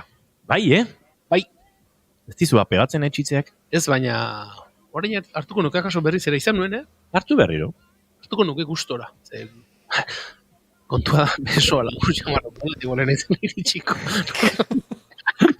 Igual ezkerrentzako tromboi bat lortu behar duzu. Akaso lortuko, baina bai, da, beti esaten dut, aizezko instrumento bat ikasi beharko banu, tromboia. Eske da, zoragarria da. Badaude PVC plastiko antzeko batzuk ikasteko oso egoki direnak, eta ondo jotzen duen jendea behintzat ikaragarezko sonido ateratzen dira. Maialen Tellabide bi batez egunon. Egunon. Arkakuxo egunon. Egunon. Azkenen bida, Maialen iritsi da, Arkakuxo hemen daukagu. Jola saia, oraintxe Iruñerrira joango gara, baina ezkerrentzako tromboiak, baldira? Ez da gitz. Ez da gizu, ez da? Ja. Da gitz daudela kolorinetako tromboiak. Bai, PVC edo plastikoiek, eta... Baina ezkertientzat ez da gitz. Ez da gitz. Osa, printzipioz, uste ez dela ingarrantzitsua. Ze eskugin, jo. Bai, esku baten estensio guztia, bi eskutan estensio osoa baldin baduzu, bai ez? Baina ez da kasu? Bale, nekin hori. Bale. Datu garrantzitsua zen, ez da gitz. Printzipioz, ez benetan, ni idea. Baina tromboia ederra da instrumentua, Bai, baina ondo jo, berda. Bestela... Jako guztiak endu dizkidazu. Osa, esan nahet, izan daike oso salapartatxua. Orduan, pues... Baina, bueno, ez da... Maitatua izatetik horrotatu izatera pasan zintezke segundu gutxi. Oso errez, oida, bai. Tuba jotzia bezala, nadalako zerbait jotzia bezala. Tromboia dako ere espanaiz, haize instrumentuen artean presio sonoro gehien sortzen duena, ez? Bai, ez esango nuke. Uste dut, 5 zentimetro, 140 dezibelio, dolago astakeri ema sortzen duela. Bai, da exagerazio bat, bai. Inoiz ez dizu jo trombonista bateko belarrira. Bai. Eta me cago en la mar, bai. Bai, hori, bai. Baina... Nik galdera bota dute hemen trombonista diren lagun pare bati, ezkertientzako tromboiak ezagutzen dituzten, Maialen bideoan ere sartuko dugu, hemen deno gaudea. Baina ez dute erantzoni jaso oraindik. Benetan ez dakitzela. Osea, pianuak adibidez ez da, ezkertientzat. Osea, ezin da. Baina... ez dakitz. Osea, serixo ez dakitz. Bai. Ez... Bueno, gero badaude ezkertiak gitarra eskuinentzako jotzen dutenak, eta bar... Gauza bada, trebetasun esku batean gehiago izatea, ez? Normalean ezkertiak ezkerrean, eskubiak eskuinean. Baina, beste bat da, hori tromboiaren barra guztia ateratzeko, eta nota batzutarako besoa asko luzatu behar da, hor ukalgundua pixka mugatuta balin baduzu, Baina ez dakit hain luzia dan, Osa, nahi nere besuak emateitz. Eta zuni baino ondixo zea. Ja. Akaso ez duzu guztia atera behar? Bueno, horrekin emango dizu, Julen. Tromboia ikasten hasiko naiz, bale? Bai, claro. Ez. Bai. Zer dakazu galtzeko? Ez errez, lagunak eta dignidadea. Dignidadia, sobrevalorau. Txarangilean monta ezakigu. Oier, izuk instrumenturen badaukazu buruan? Irude bidez imprimatutako irugiar xaflak. Lortzen utzizko. Irude bidez tromboiak egiten dituzte. Dituzte plastikozkoiek irude direla. Bai. Arkakuxo, zuk txaranga batean jotzeko instrumenturen bat duzu buruan? Edo baten bat jotzen duzu dagoeneko? Nik jo izan nuen txikitan zeharkako txirula, flauta trabezera. Ara. Pegatzizu pila bat. Bai! Pila bat. Pila bat. Ba begira, Julen, kasu horretan ere, ez zegoen aukerarik ezkerrendako. Ze ezkerrendako ez dago mundua pentsatuta dena dago eskuinendakoen ikuspuntutik eta bizitzarako. Bueno, flauta jotzeko ezkertiaro eskuin izan. Ez, ze da, edo izango zen alderantziz. Baina esku guztietan trebetasun bera behar duzu. Alegia, variazioa segun non dagoen tesituran. Zure oreka. Eskubi aldian jarri edo ezkerraldian jarri ez da berdina. Claro. Gero gaudean bidiestroak ez dakigula ze eskukinin gauzak. Alegia, zeharkako txirulan, eskuin eskua korputzetik urrunago dagoenez, oro betu usten diozu txirulari? Segura eski bai. Suposatzen dut ere pasako dela biolinarekin, ez? Bai, baina biolinean adibidez nahi eta nahi ez izan bertzea eskubia, kasu honetan ezkertia, ze orkesta baten jo berbaldin mazu ezintza, derrepente zu kontranea. Claro. Ze, bestela alboku bai begizatako jozu, ni mas ni menos. Vuelta manda, bizkarren. Bueno, baina... Edo eskinan. Egongo dira, biolen jole ezkertiak. Egongo dira, asko, eta kaso...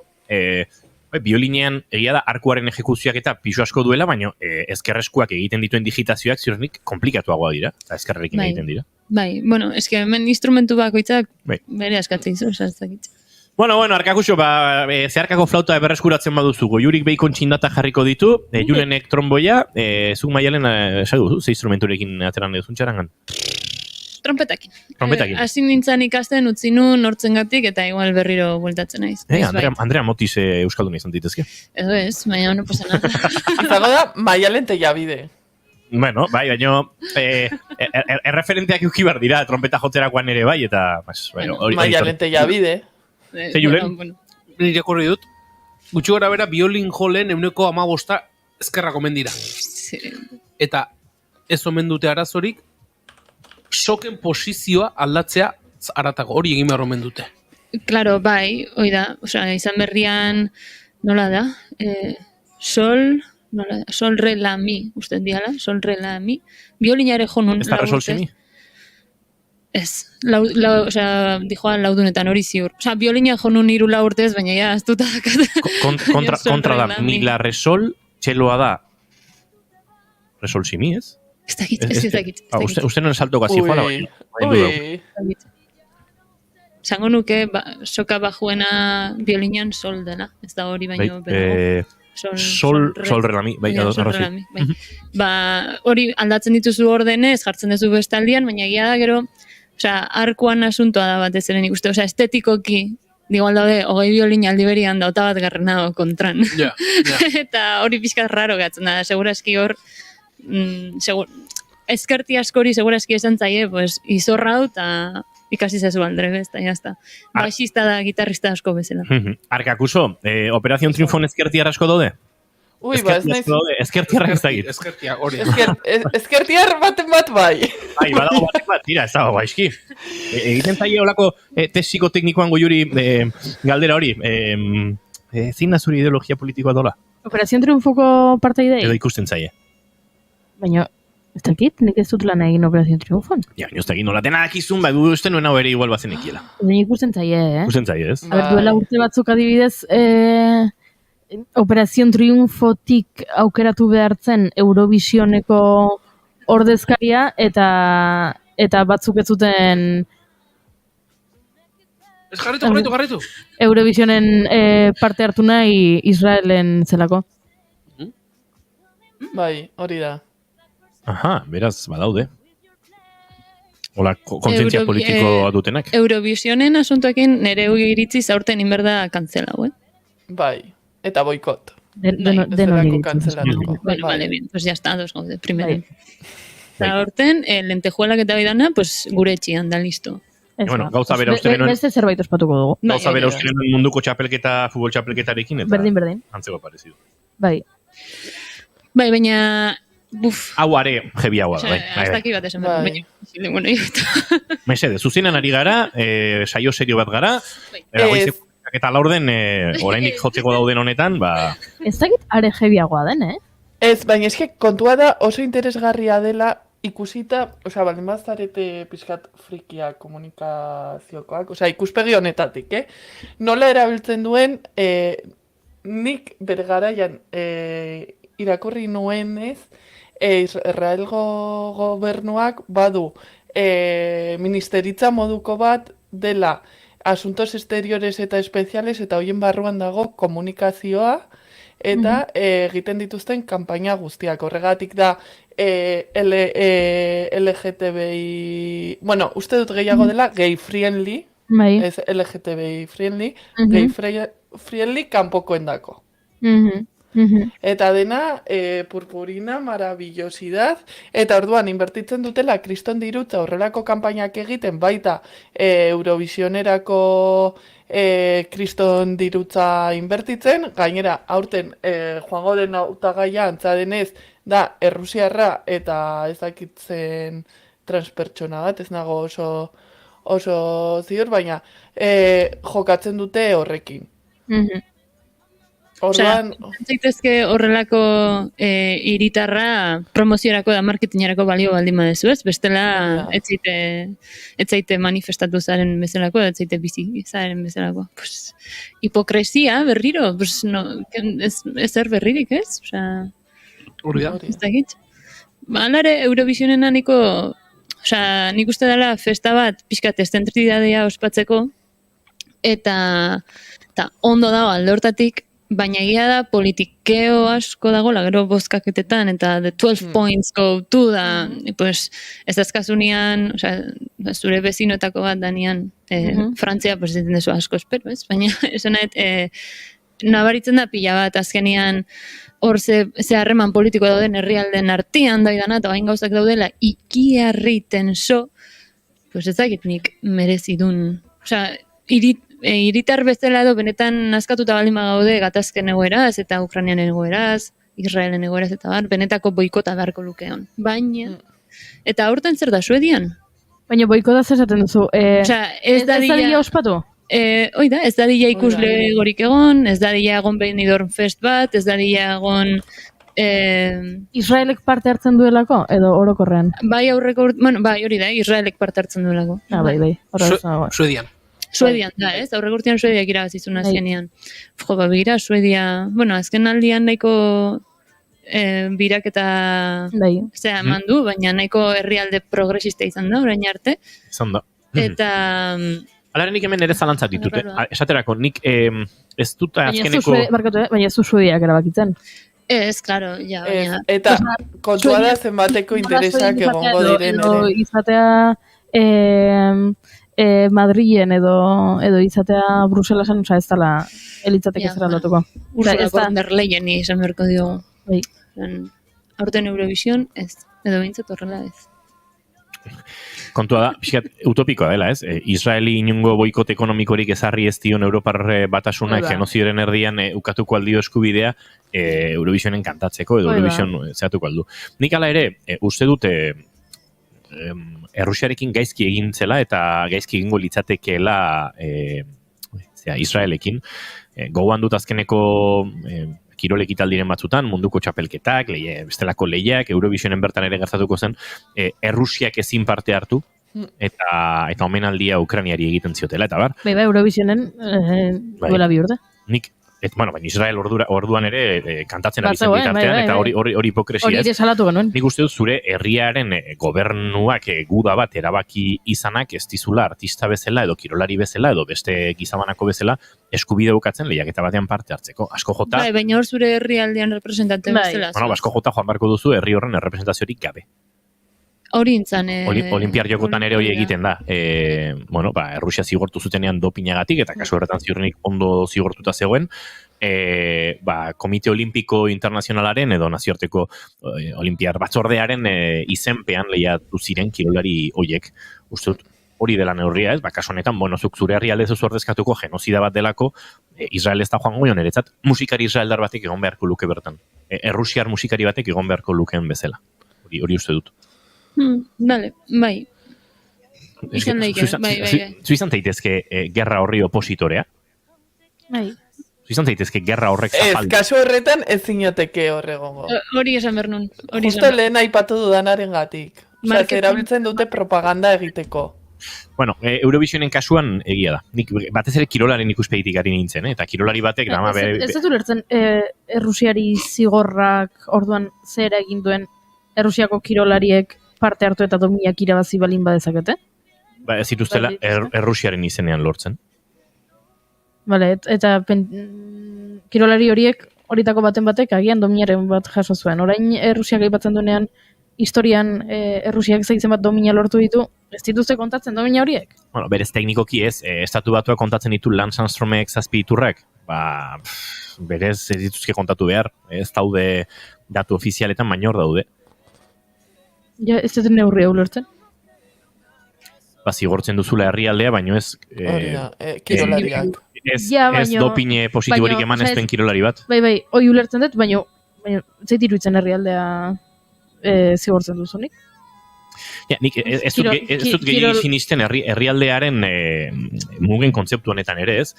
Zu jaio zara Errusian eta Errusiak guda bat duelak Ukrainiarekin eta guda horren xehetasun eta mugimendu historikoak eta implikazio estatu batuarrak eta nazio batuen erakundearen mugimenduak eta abar guzti, eztabaidatzen hasi aurretik, herrialde hori uzten duzu lehiatik kanpo, bere bandera. Xatez, ikono hori erabiltzen ez, bandera bera.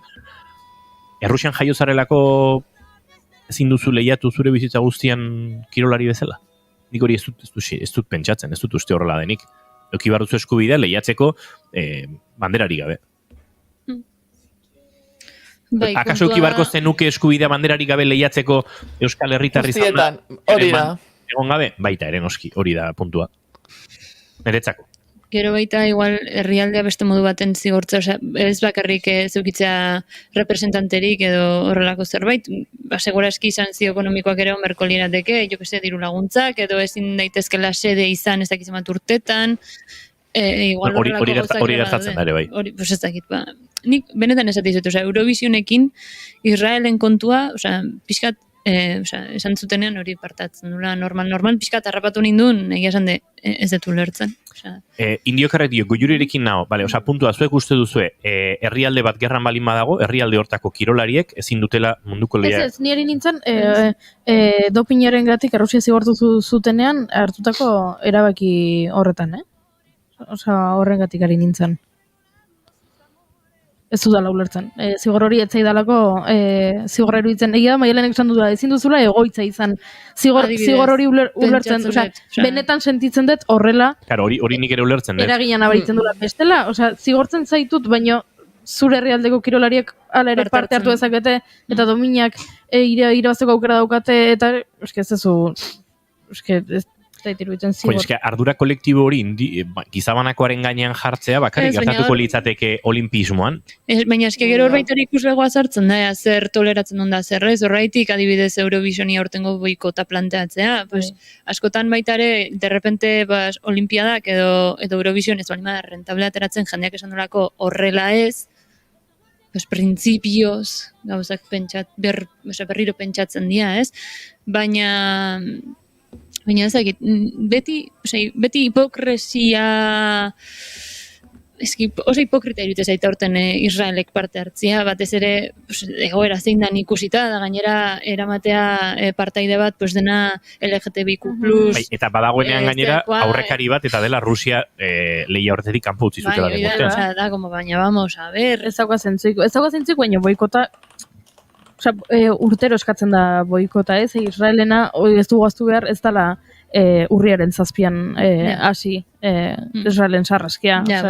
Israel eta Palestina den arteko gatazka, jendeari gustatzen zaio gatazka deitzea, genozidia deitu beharren, hori dola urteak hasi zen, eta urtero eskatzen da boikotorik.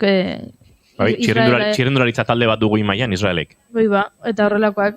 Gero zer gertatuko da, ezerretza egian aurten boikot horrek sona gehiago hartu du eta zarata gehiago egongo da, baina munduko futbol txapelketa Katarren zenean sekulako kanpaina egintzen boikotaren alde, milaka pertsona joan ziren Katarrera futbola ikustera, milioika jarraitu zuten telebistatik, eta pasa zen, eta jazta, eta zuzaigu, eta oso ondo, eta la urte barro ingo da beste leku batean, eta jazta, ez da ondori horik. Pan y circo, eta dirua. Eta dirua. Indiokarrek arrazai daukazu inigo, baina nire kontraesanak ditut. Ulertzen dute, nik ere ez dut erabat garbi ikusten, baina iruditzen zait bakarrik, ani berriro pixet olimpismora nolako, baina olimpismoa bakarrik gertatzen dela, zure banderaren pean zigortzea errurik ez duen jendea. Lance Armstrongek positibo eman zuenean ez dugu esatu batu txirrindularitza zigortu goi mailako ziklismoan, ez? Edo beste maila batzutan. Sovietar batasunak bere garean... Eurovisionen musikariak zigortzen dituzu, ez balin badu zure herrialdeak parte hartu, ez? Berdina da? Horretik dunik banderarik gabeko ordezkaritza bat beharko litzateke horretarako. Soilik olimpismoan gertatzen dela hau.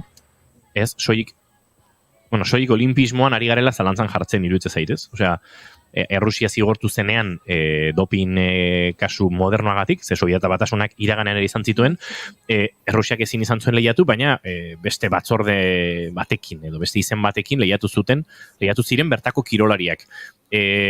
Eurovisionekin gauza bere egin beharko telitzateken, ez dakit, nik ez dut ulertzen hain ondo Eurovisionen, ez dakit, herrialde ordezkaritza hori, propagandaren fundamentu hori... Berdin eruditzen zaitu kasuetan, Osea, Eurovisionen abeslari edo musika talde bat bidaliko balitz beste banderapean Eurovisionera, azken finean Israelgo ordezkariak dira. Bagiuz gertatzen da, nik ez diotela hartzen askatasun individualaren balio moral bera Eurovisionen kantatzeari, Olimpiar Jokoetan lehiatzeari hartzen diodanarekin konparatzen badut. Hori beste zabai da, uste dut abeslari batek ezin badu lehiatu Eurovision bezalako montaje batean bere herrialdearekin, bueno, era zer gertatzen. Eta olimpismoaren kasuan uste dut beste maila batetaz ari garela eta beste implikazio batzuk dituela. Baina nuke iritzi garbia deukiko, Eurovisionen Israelgo abeslari batek banderari gabe abestu behar ote duen edo ez. Ze azkenen herrialdea bera da bertan ordezkaritza eskubidea duena. Olimpiadatan bezala. Ez nago ados. Bai, Ez eta bai, ze azkenean froga askotan dira taldeak eurak edo kirolariek lortzen dituztenak denborak, markak bertan egoteko. Osea, ez da ja estatu jakin batekoa izategatik ja zaude hor. Eurovisionen bezala. Ez dakit nol azaltzen. Bai, Eurovisionen eskubidea daukazu herrialde izate hutsagatik. Eta Olimpiar Jokotan herrialde izate hutsagatik ez duzu plazarik. Plaza kirolariak lortzen du edo taldeak lortzen du. Baina herrialdeak ordezkatuz, ez? Eta gero lehiatzen dira Espainia Bulgariaren aurka. Zegizeinen aurka. Hori taldekako lehietan. Baina bakarka 100 metroak irabazi. Voltek, amaikak. Ja. Asier Martínezek. Saskibaloian, edo eskubaloian, irabazen dute las guerreras de España. Hori bai, baina. Eta dena dago antolatuta joko olimpikoetan, osea, inaugurazio ekitaldia dena da, venga, herrialdeka joango gara, eta bakoitza gure banderarekin, eta banderado bat dago, eta herrialdeko banderarekin joaten da. Bai. Osea, ez dela herrialden arteko lehia da, baita ere. Horrela antolatuta dago. Bai, badu hortik, dudari gabe. Baina eskubidea ez du herrialdeak herrialde izateagatik. Zuke zure herrialdean ez baduzu mailako kirolaririk, ez zaude Olimpiar Jokotan. Atez Olimpiar Jokotan herrialde asko ez daude. Eta aldiz, badaude kirolari asko, adibidez, errefuxiatuak direnak. Ere, bere garaian egin zela. Bandera txurian Hori da. Hemen dio, jendia konturatzea zegaltzen duen bere gobernuaren gatik. Naiz eta banderari gabe lehiatu Errusiarra edo dena delakoa izaten jarraitzen duzu. Baina kaso, izaten jarraitzen du nahi izan gabe. Alegia, Euskal Kirolari askok Espainiako banderapean lehiatzen dute gaur egun, Espainiako banderarekin lehiatu nahiko espalute ere, aukera bakarra delako. Eta hor bai oso Eta beste askok uko egiten diote. Oso jende gutxik egin dioku Espainiarekin lehiatzen. Batzuk egiten dute. Banan aztertuko bagenu ere... Naiz eta bi izan, bale. Bereziki talde kiroletan oso zaila da. Bai, ez dakit oraintxe zein diren, baina uste dut batzutan pixkat mitifikatu ditugula, ezezko hiek, baina bai, egin duenak egin badu, eta nik oraintxe zut garbi nork eta nola, ba oso ondo, baina nik ere uste dut ezin zaiola exigitu pertsona bati bere ibilbide, kirol ibilbideari uko egitea, beste gobernu batek bere nazioaren gainean eta bere herriaren gainean inposatu dituelako legeak, ez? Espainiar herriaren azpian dagoen herri zapaldu bat balin bagara. Oian azkorke beitia, duela gutxi, Mendi Lasterkaria, berak esan zuen duela gutxi eta bastante famatua eginda, zebeak Espainiako selekziori parte hartzeari uko gintzion, eta beak esatezun argiak elkarrizketatu zuen, eta esatezun, ez zara joango, mundial bat galduko duzu. Bai, baina ez dit konpentsatzen bularrean Espainiako bandera eraman behar badut. Hor. Esan nahi, gertatu dela. Bai, gertatu dela. Eta kontra esan handiena da. Nik kirolari bezala, kirolari... Gintzion bere garaian, Julen, futbolean. Ez dakit, nuke jakingo bai ziurtatzen hori. Egon dira kasu gutxi batzuk, baina aztertu beharko litzateke ere kasu horietan zure kirolaren gorena ote den lehiak eta hori, ez den, kirol bakoitzak baditu bere zitasunak. Bai, egiten da, baina ez egitearen ardurarenik ez zio leporatzen egiten ez duenari. Olimpiar Joko batzutan lehiatzeko aukera bakarra gaur egun Espainiako banderarekin egitea balin baduzu, ba... Ez, nik ere ez dizut leporatzen hori egitea. Baina, bazar, uko egiten dion jendea ere badagoela. Bai, badago, baina ez da egitorrek aldatzen duen, esan. Metxe jarri dute musikota ote playlistetik. Altxatu hau, mesedez. Bueno, pues nahi duzu altxatzea eta Olimpiar Jokoekin jarraitzea, eta kontuan izan da orain arte egitzegindakoa, ja pasatzen dugu pixkat finalaz, baina kontua da azken aste... Joteko finalekin ze gertatzen da.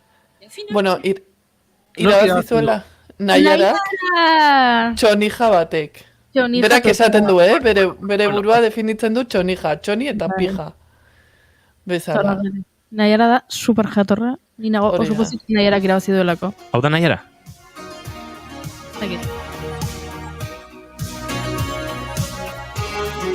Zea bestida? Bai. La gata bajo la lluvia. Qué temazo. Qué temazo. Gaurkatu el mundu eguna. Estribillo entzun behar dugu gora. Por cierto, leheno akab esan dula Arkakusok. Nik uste nun zala All Cats are Bastards. Nik pentsatzen nun All Pixel. Ojo! Baina, bueno, no pasa nada, ya está. Solo fue casualidad. La misma hora, el mismo boulevard.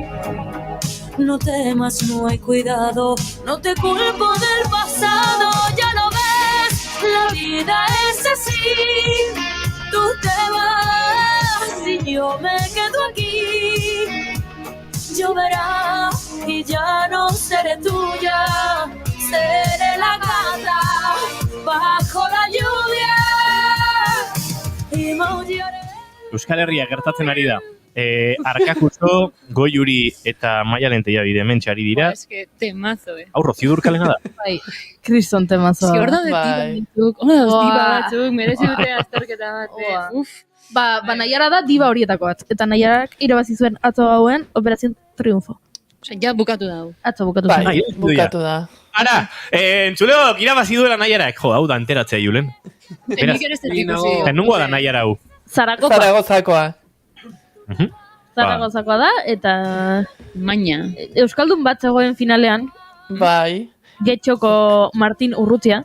Dala, ematen dura bai esamanitako izan asmatilan. Martin Urrutia. Josepo, saca todo el mozo de ahí dentro. Martin Urrutiak gezurretazko izena ematen du, baino Getxoko abeslari aktor de musikariak finalean zegoen eta 6. postua lortu du. Zenbat ziren finalean? 6. A ber, baina 6. geratu zen Miki Núñez eta Maialen Gorbindo txika sobresalto dezala. Bai, 6. gero esan nahi du arrakasta lortuko duzula. Ara, zenbat ziren orduan. Bai. 6. eta 4. esan nahi dut oso 6 eta 4 oso zenbaki honak izan dira historikoki. Eta, baina Naiarak irabazi du eta oso pozik gaude denak Naiarak irabazi dulako.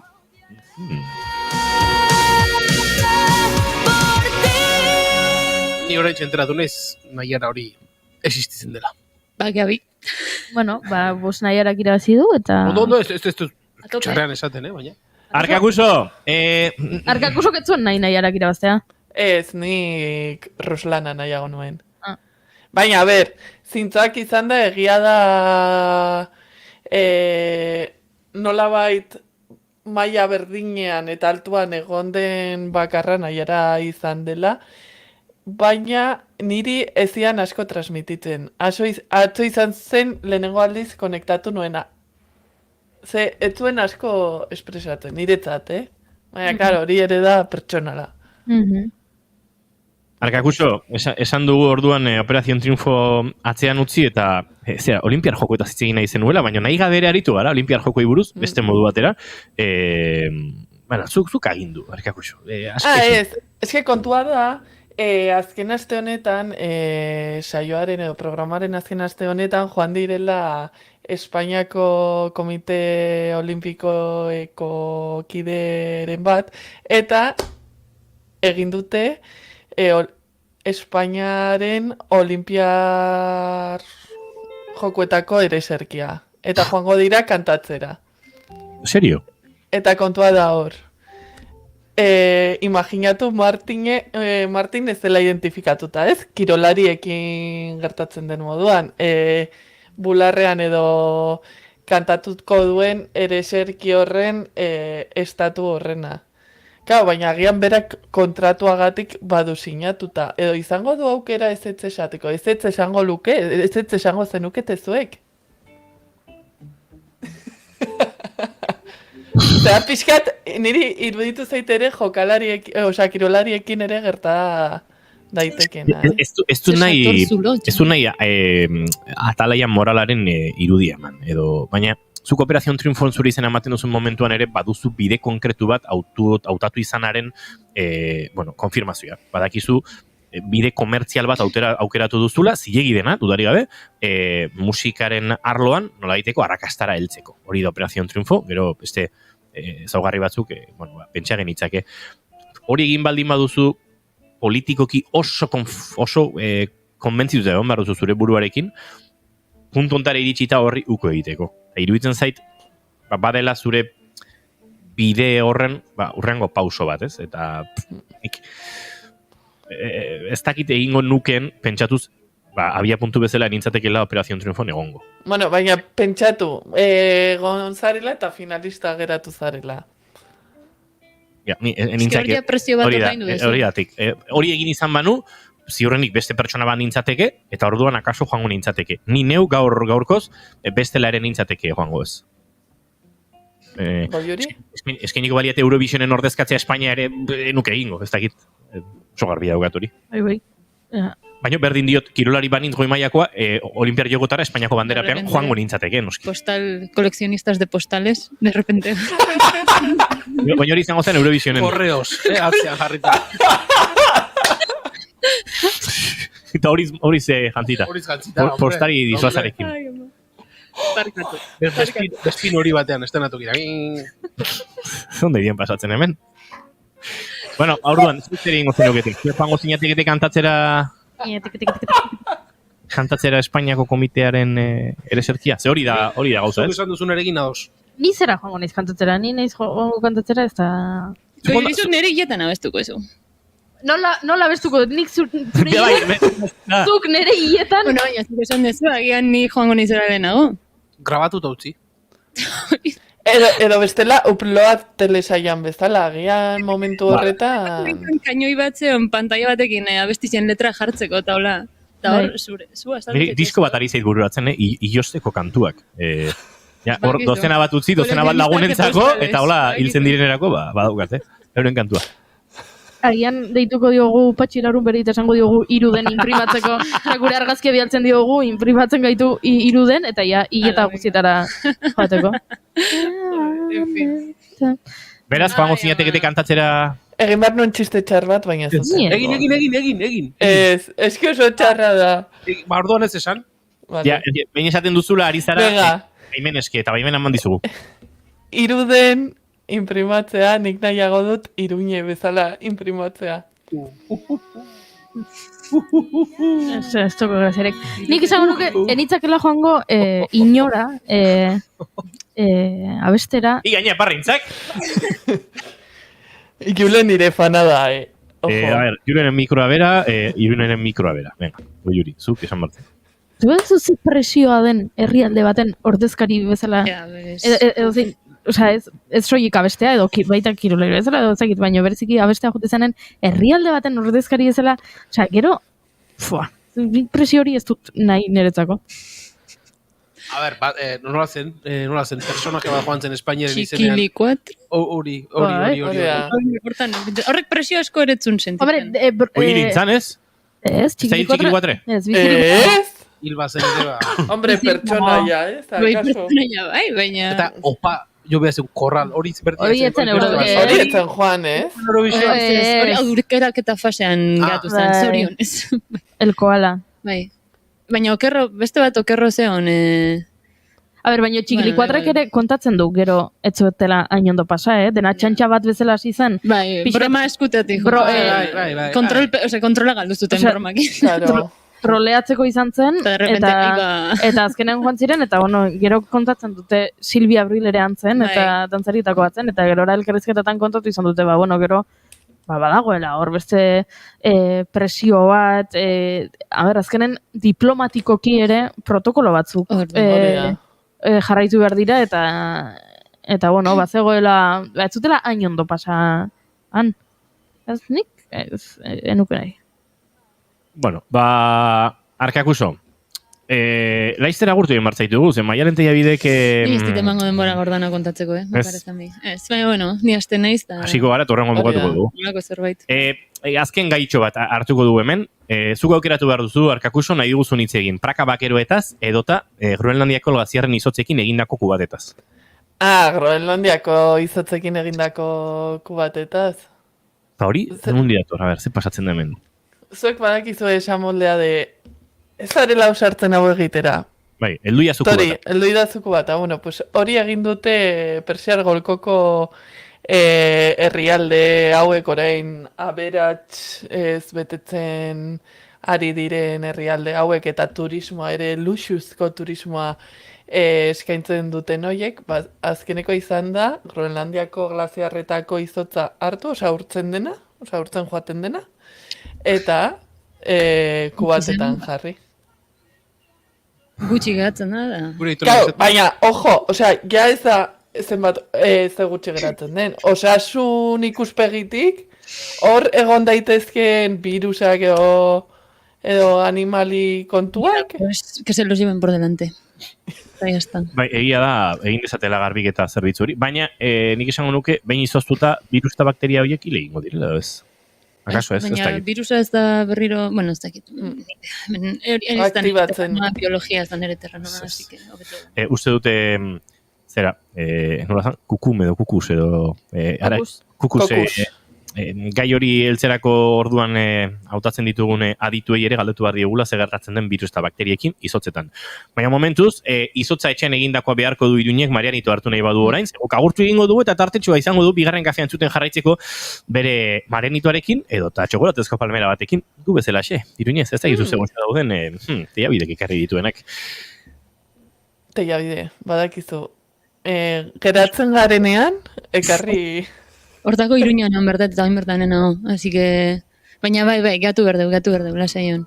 Iruñe, astiz, larunbe, ez da izango ba kukuseko auzure lengusua, ez da? Batek daki. Larunbe tarra lago, ez dakit? Ez, nik daki dala ez. Segi ondo eta datorren aster arte, Iruñe. Berdin, agur, sekiz. Ez dira urrungeratu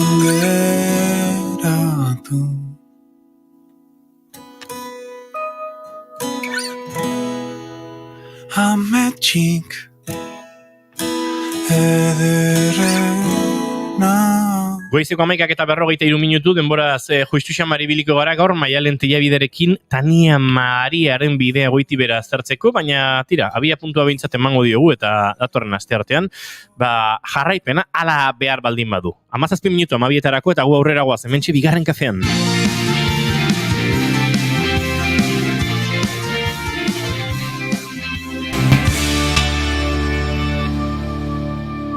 Bigarrenak ez direlako beti okerragoak, bigarren kafea.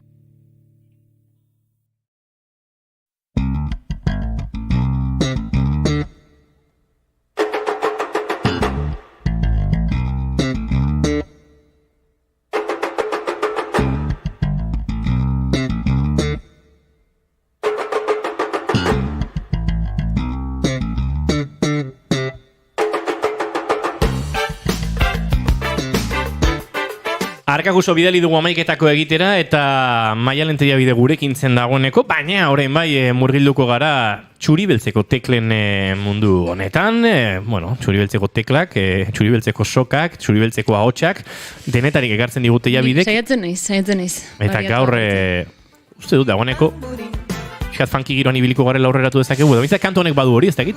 Bai, ondo zoiz. Ez funkia uneko egun, baina, nola gaur zatitxo bat bakarrik kontatu beharko eten, lehenengo, ze estiloa igaiten.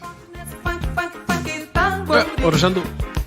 Baina, nik funky ez aparte hartzen dut, brasildar musika izan daiteke? Entzun, a ber?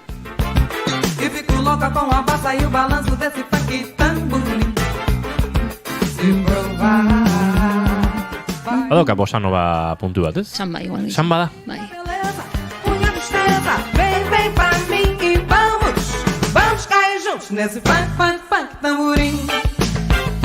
Kiston temazua. Bueno, aigan haitzen da funky tamborin. Así que, bai, funkia da. Baina ez da funkia bakarrik. Nabaritzen da beste zerbait dakala, ez? Eta nik ere nuke jakingo sailkatzen, toki baten, ze uste ezin da, ja behin nazketa hasi danean, ja ez du merezi esatia, ze genero da, ez du merezi.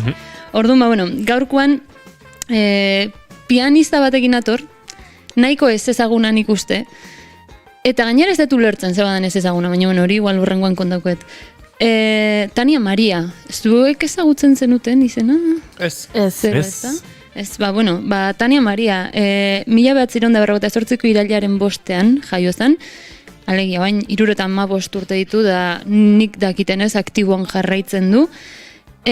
San Luis irian jaio zen, Maranhão, Condado de Maranhão, edo, bueno, territorio hortan, da hola Brasil iparraldean.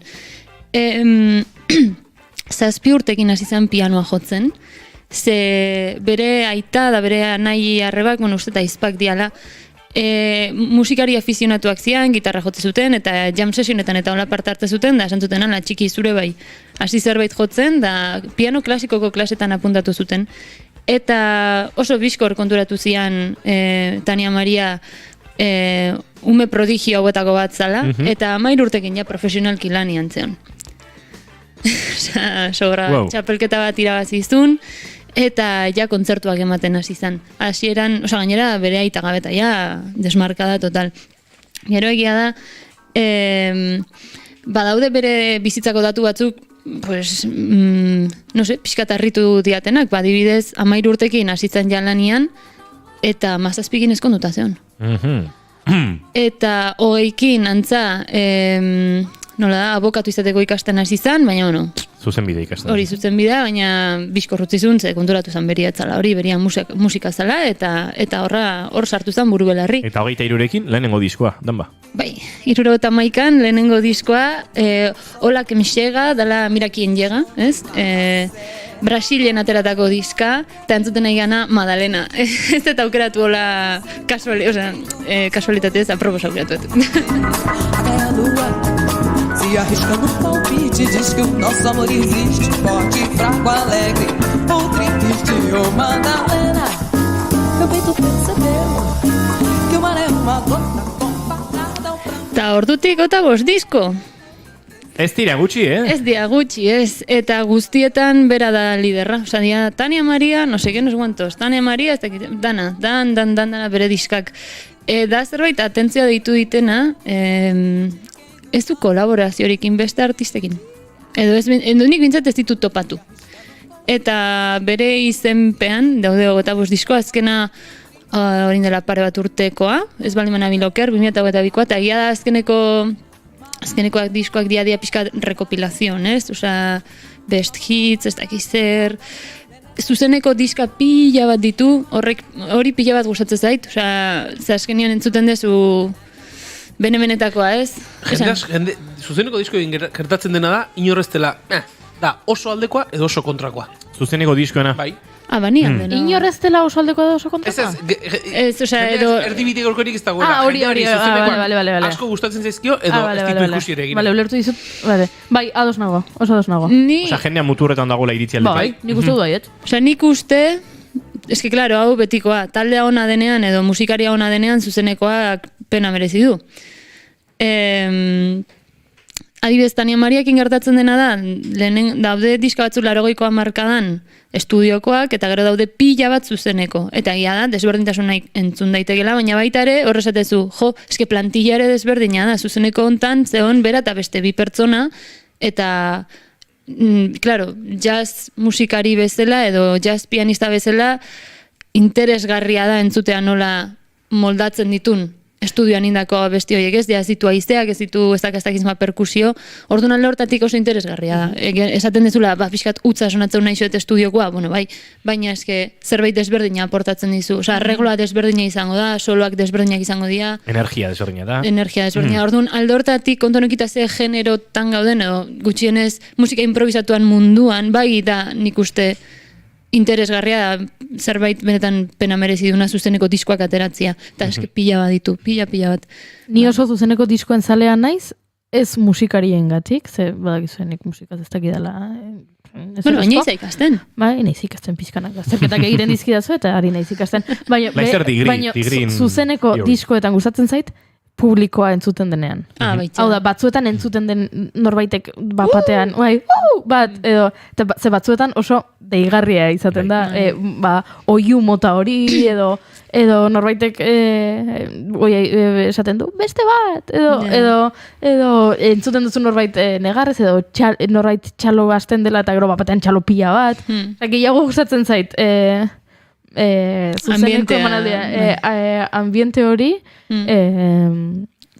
agian arregloak baino, naizelako hainbeste fijatzen, edo nola abeslariak nola aurkezten duen kantua. Edo gonbidatu bat balin badago nola aurkezten duen gonbidatuan. Nik segulako xarroma ematen dio, iruditzen zait. Bueno, pentsa ze garrantzitsuak diren batzutan zuzenekoak Espainiako parlamentuko momenturik ridikulunetako bat eman zigula Ismael Serranoren intro batek. Bai, hori da. Pepeko buruak, izena ez da, Feijóok erabili zuen Pedro Sánchez lotxarazteko, eta kontua da lotxetan geratu zena. Feijó bera izan zela, ze Ismael Serranoren, ze kantu zen, oie siempre todavía? Bai. Toda la vida es ahora, esaten zuen, Machadoren poematik, eta gero, y ahora es el momento de cumplir las promesas que nos hicimos. Dígalo todo, señor Sánchez, dígalo todo. Eta Sánchezek esan barzen, bueno, hay un señor aquí en Twitter que dice, eta Ismael Serrano erantzuntzun barkatu, baina bigarren zati hori nerea da, ez da Machadorena, hori nik gehitu nion abestia orkesterako orduan. Nik grazia handia egin zidan, ze diskoiek buruz ikastera iritsi nintzen, sarrera guzti horiek, eta beraz, zuzenekoen, goiurik esate zuen kantuen aurkezpenak, energia horrek badaukate gauza batzuk, no, nik uste, nien nago, ez gorroto, ez maite, ni erdian nago pixkat. Eta ezakit nola deitzen zaion, baina azken aldian uste... Vergüenza ajena. Ustet, badago tendentzia bat dela eta izena edukiko du, eta barkatu Tania Mariatik pixkat aldentzen banaiz, baina adibidez, ibilbedik azkeneko diskoan, abesti batean, eta ez da zuzeneko disko bat, estudiokoa da, baina estudioan gertatzen den konversazio bat dago abesti batean. Abestia ari da, eta entzuten da atzetik ametxek esaten diola ibeiri. Eta hemen sartuko zenuke pi pi pi pi pi pi pi pi pi pi pi pi pi pi, eta hoi abestian sartuta dago, eta entzuten da, bizkat koalizatuta, eta jajaja, eta pi pi pi pi pi pi, eta super guai gehatzea. Noi.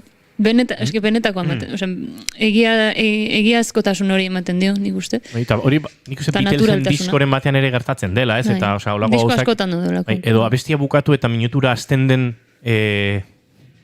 erdit proba moduko bat grabatu dena, eta jota hemen hau egiten badugu, eta ez da izet, eta holako gauzak, eta bai, nik gero, adiez, zuzeneko, urrunduko gara, Tania Maria orkestu dugu, entzun dugu pixkat, ez, eta horrela, atorren astean, Tania Marian murgildu gaitezkeia pixkate monografiko modura. Osorik, behar den denborarekin, ze horrein 5 minututan bestela erotuko gara hemen korrika.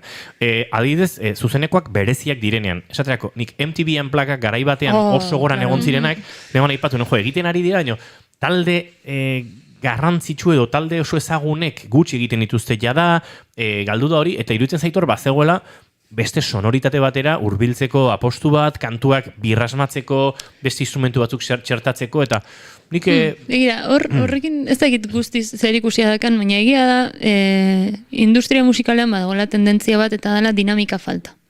Abestien dinamika falta, orokorrian guztia fuerte dago eta jazta. Eta abestia puzten da edo usten da, zarata gehiago baldin badago, edo sintetizagailuen intensidadea igotzen edo geisten, asko jota, baina ez dago, ez dakit nola esan, abestiak ez zaitu inora eramaten, normalean. Denbora guztian intensitate berdina mantentzen duen abestiak dira, da volumen aldetik ez dago gorrakadadik, ez dago ezer da hori da, guztia dagolako ordenagailutik oso pasatuta, eta unplugged dauek eskatzen dutena da akustikoaren abilezia. Oso musikari gutxi daude gaur egungo merkatu musikalean, akustiko bat defendatu dezaketenak konversazio aterazenean aurreko astean goiurek ere espanaiz, bukatu gero aztertzen talde gutxi daudela gaur egun goi mailan eta bakarlarien joerari gehiago dela, oso ekoizleak egindako diskoak ere badaudela eta talde gutxiago, eta Euskal Herrian azkeneko urtetan, eta honek bida 20 urte betetzera doa gelditu denborak N7 akustiko hau, baina hemen benetan akustiko bat egin zuten. Eta MTV sonido hori imitatu zuten. Genzazpi garai horietan oso ari zen imitatzen sonidoak. Rafa Sardinareia ekoizle bermeotar haundia dugu, Los Angelesen goi maila, Grammy saridun guztikin lan egiten duen teknikari eta ingeniaria, eta hor gogoan dut, batez ere bateria sonidoetan, igual Julen zu gogoratuko zara, YouTube taldearen bombo hori fusilatu zutela, Coldplay sonidoaren momentu batean iritsi zela, bazegoen hor zer dago munduan oraintxe goran, eta uste dut gelditu denbora disko izan zela pixat MTV Unplugged baten sonoridade horren bila. Da zuzeneko disko bat oso produzitu ondoren, baina ikaragarrezko akustikora eraman zutena, eta hor, kantua behar du. Baina horrek zenbat 20 urte ditu, ez? Ez da egit orduztik Euskal Herrian bozkatu dezake. Akustikoren bat, bozkatu dezake. Akustikoren bat egin ote den. Plan honetan ez... Alegia, oso elektrikoa den, oso produzitua den talde batek akustikora eramatea. Ze akustikoak, ibilbedi nahiko disko akustikoa izan daiteke kantu batzutan. Hemen egiten dituzue akustikoak eta dana. Azkenero hemen, bigarren kafean. Hemen ekartzen dituzue oso formatu txikian, da dana. Hemen ez dut uste sartu daitezkenik bateria, bajua... Sartu izan ditugu, egin daitezke. Lau haize eta ez dakiz zer gehiago. Egingo genuke, buruan baduzu egingo du. Zuek ez aututa, egingo zenuketela eta jazta, baina egia da, benetan esate izuet nik uste musikari gutxi daudela hori defendatzeko gai diazenak orduta erdi baten. Willis Dramonek egin zuen pandemia garaian diote mendik. Hori esaten dute? Ostra, nuen buruan nik Willisen akustiko hori? Willis Dramonen akustiko? Pandemiak askorako eman zuen, Bai, pandemian mundu guztiak erakutsi nahi izan zuen gitarra jotzen zekila. Izan zen, pixkat, gehiegi. Ni bizi nintzen pandemia garaian txistulari batekin. Sentitzen dut. Ez. Oso ondo txistulariak, baina ez dakizu jende bizilagunek nola eskatzen ziguten. Jotzea? Noiz aterako da balkoiera, noiz aterako da. Nahi etziaten eskatu, Igual ez detaino ondo jotzen. Joder. Bai, ostras. Orduan, pandemia garaian... zerbait instrumenturen bat edo jotzen zuenak edo abeslariren bat kotizatuta zegoen bizilagunengatik. Baina editatu zuen Willisek disko hori, zemen badago 2008 batean garai berezien dako kontzertu berezia. Hau da. Baina hau ez da ni behintzat plantatzen ari nahi zen testu inguruko akustiko bat. Ben gitarra elektrikoa daude azteko. Badaude, akaso abesti batzu berez oso disko eta oso rockeroak daudenak, akaso ilegala bat adibidez. Oso goxatuta daudenak eta batzuk akustiko horietatik oso gertu daudenak,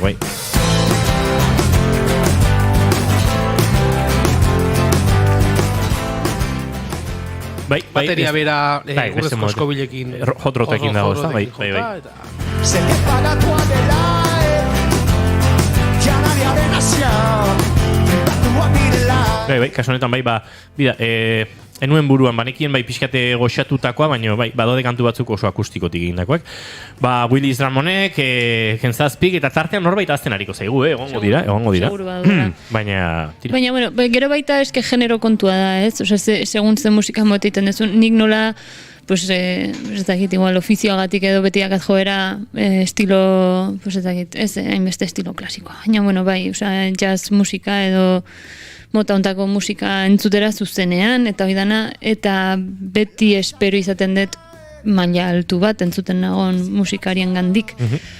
Orduan, bueno, adibidez, oain dela lagun batzuk nintzen ere lagun Ignacio Arakiztainekin, eta juntzan entzutera OSE, Euskadiko Orkesta Sinfonikoa. Ignacio Arakiztain esaten dugunean, zure laguna da, baina esan dezakegu Euskal Herrian dagoen musikaria handi horietako bat, akaso ez ezagun xamarra publiko orokorrarentzako, baina... Ignacio Arakiztain da, eta izango da. Bai. Eta izango da, ni baino gaztia da, Tu ja etxara, ingazteatu ja bide. Ja ez, baina gaztia dela, eta bai, kontu da Ignacio zerbait oso berezia dela, da senyor bat, aspalditik, beti izan da, senyor azpeitiano bat, barkatu. Ez senyoro, Senyor.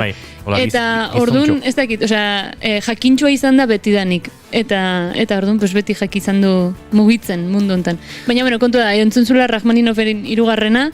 eta esan ziten, ez dakit zer, hau, eta bestea, eta hau, ez gustatu, eta orduan, bueno, ofizioak ekartzen du DG hau, ez? Azkenian espero dezula maila bat, eta... Ignacio Arakiztain ere egunen batean ekarri barko dugu bigarren kafea hartzera zalantzari gabe. gurekin, baina gara agurtu egin bar dugu Maialen Tellabide ondo izan, datorren astera arte. Datorren astera arte. Julen Goikoetxea laizter arte. Aio. Goiuri bihar arte. Aio. Aio.